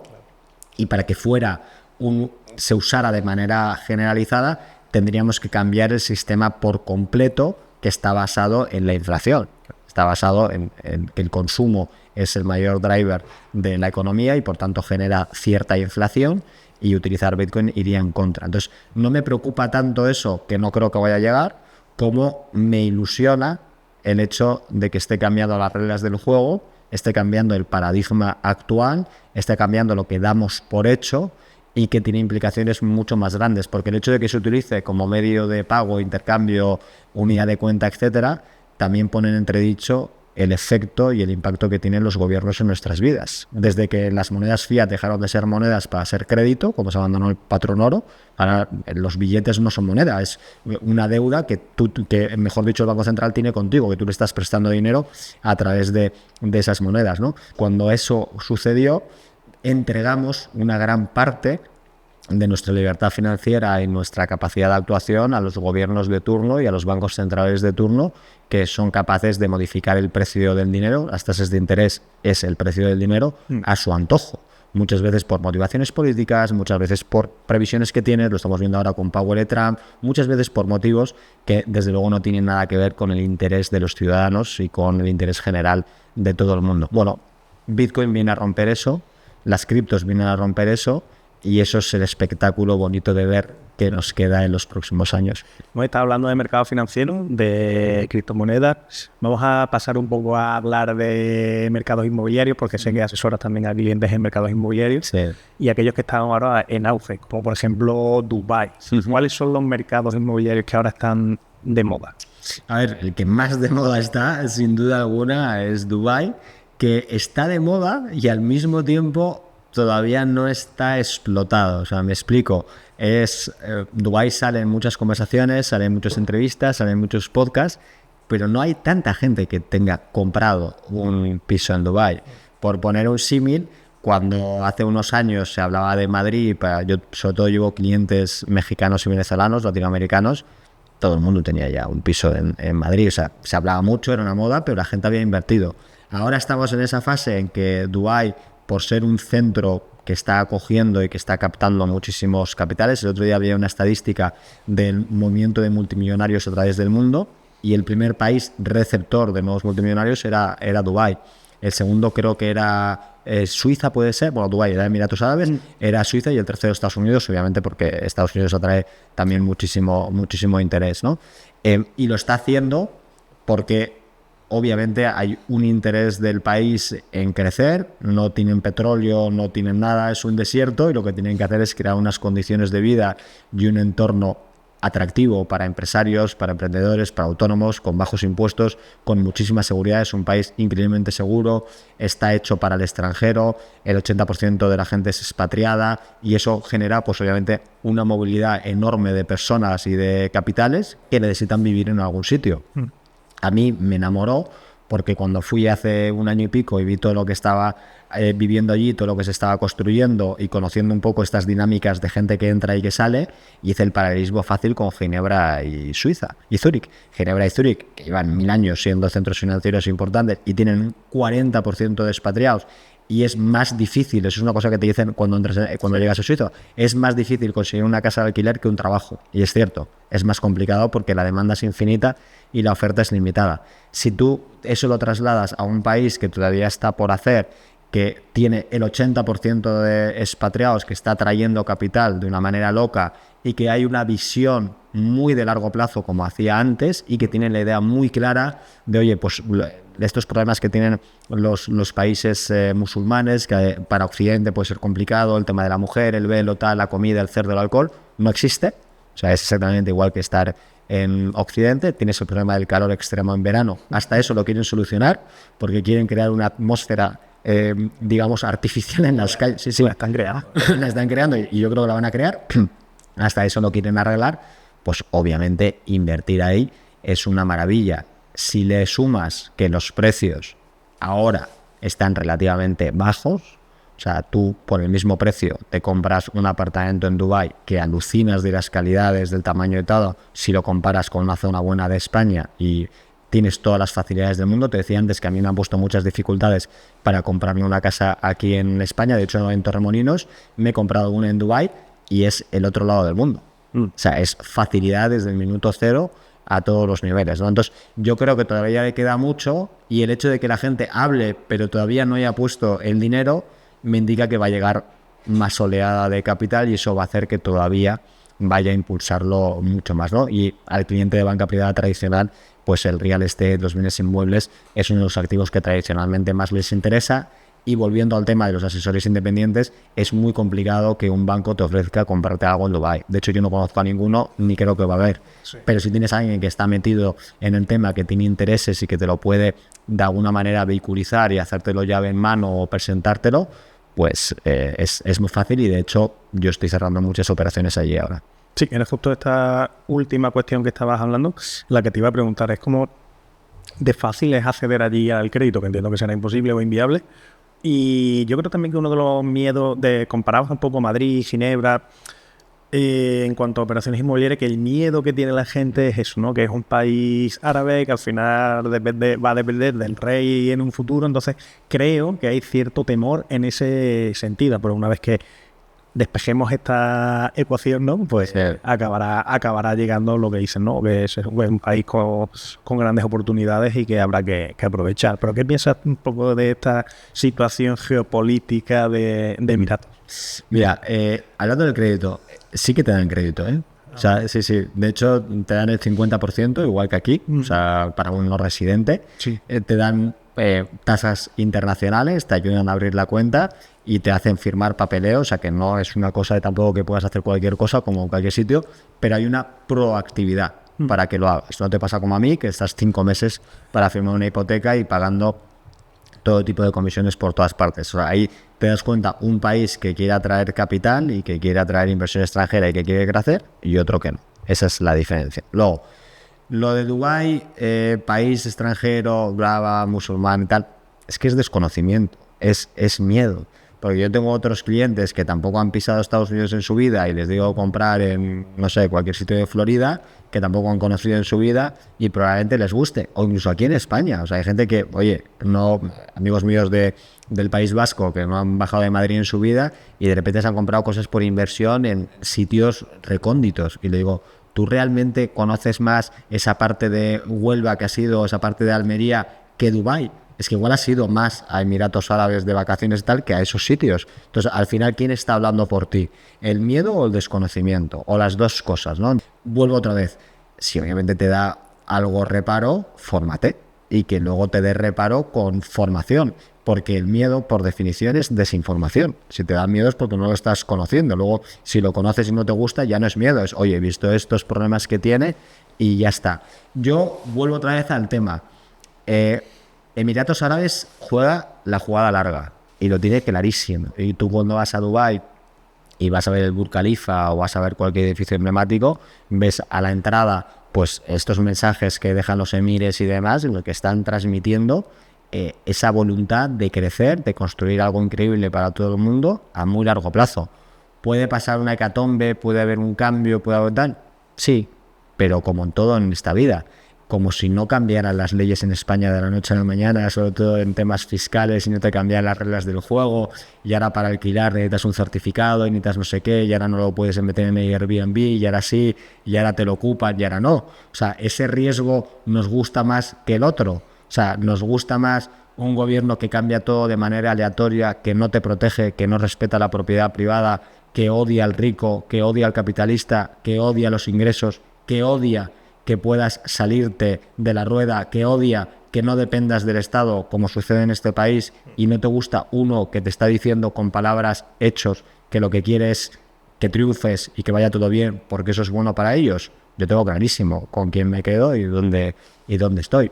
Pero vuelvo a lo de antes. Fórmate, estúdialo y míralo. Tampoco tardes mucho, porque las oportunidades surgen cuando surgen. Y hay que estar atentos y subirse al autobús cuando tienes que subirte, ¿no? ¿Cómo está el mercado inmobiliario ahora en Estados Unidos?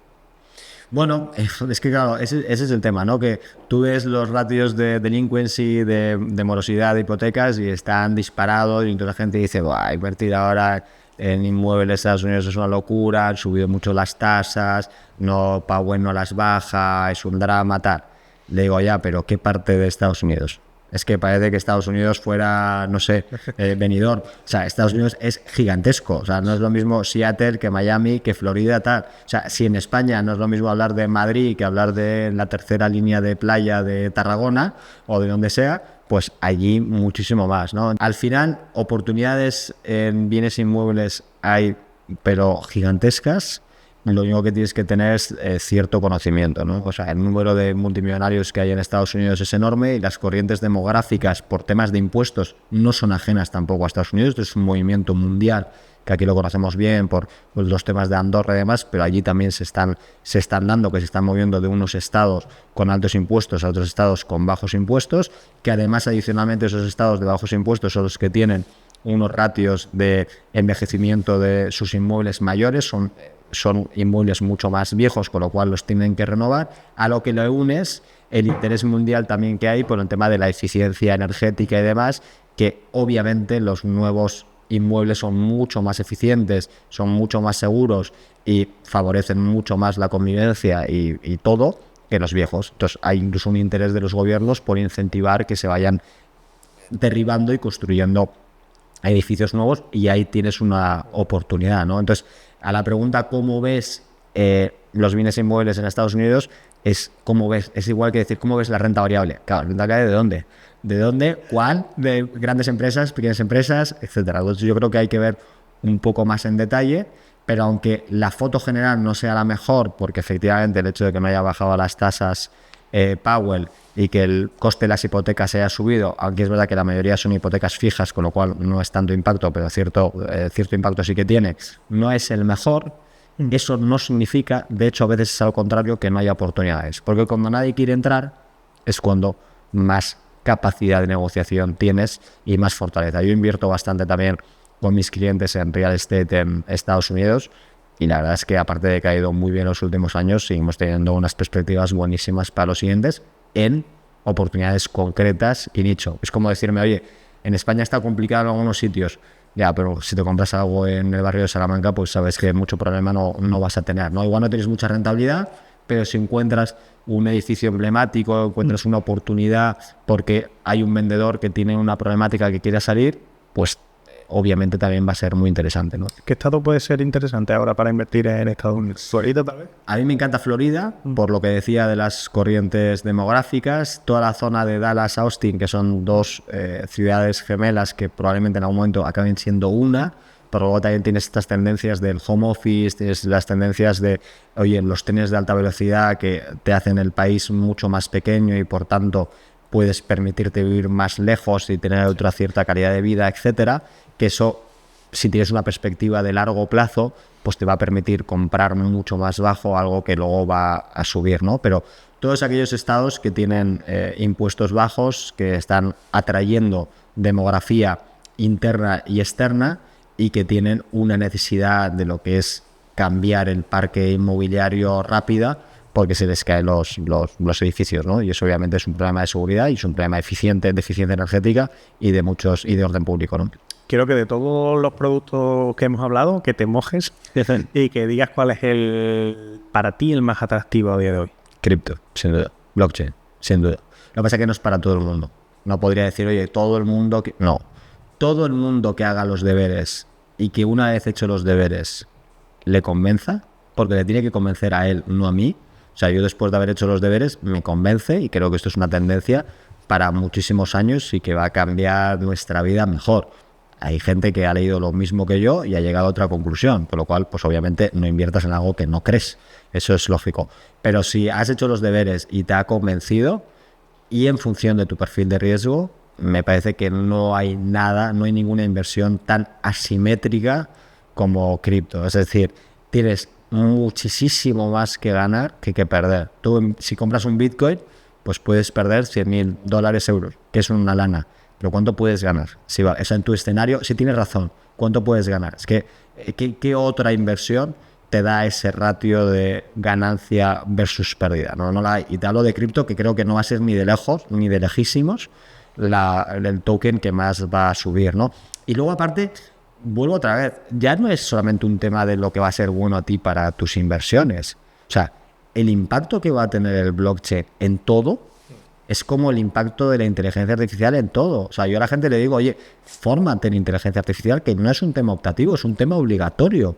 O utiliza ChatGPT.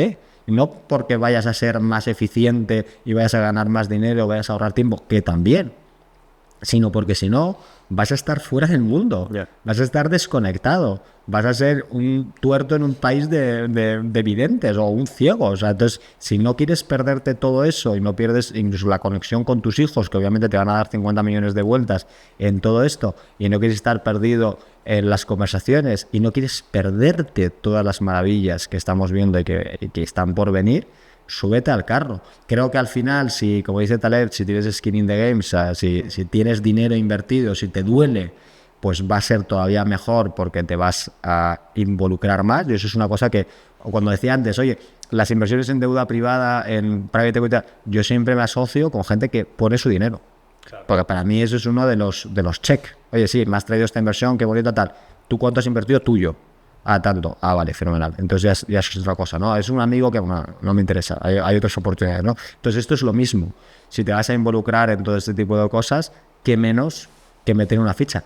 Y además es que otra cosa que tiene buena cripto, puedes meter €1. Tú en private equity no puedes meter €1. En deuda privada no puedes meter €1. En Dubai no puedes meter €1. En ningún real estate puedes meter €1. En Bitcoin sí.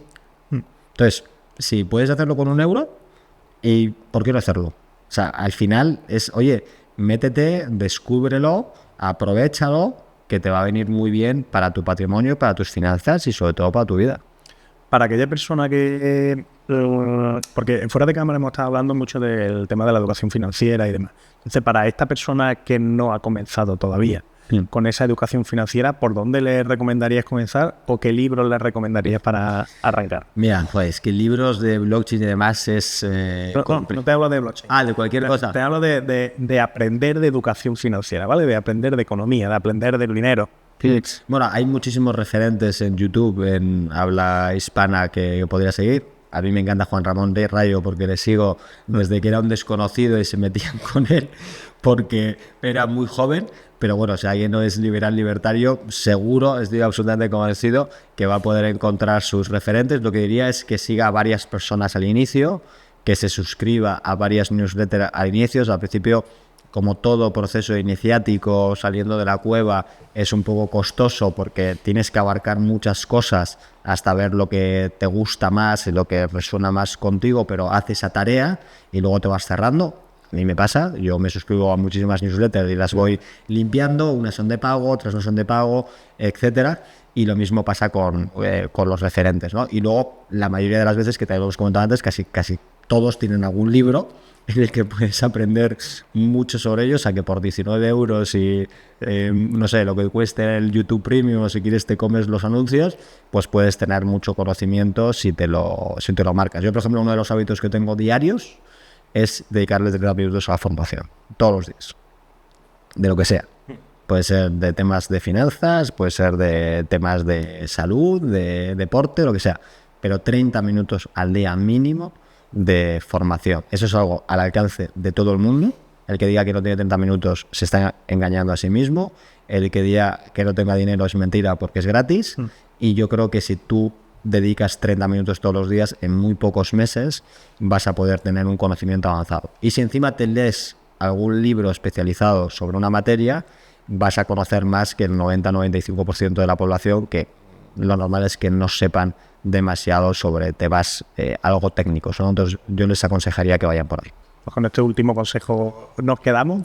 Hemos llegado hasta aquí. Muchísimas gracias por venir y espero que la gente disfrute de este episodio, que seguro que sí.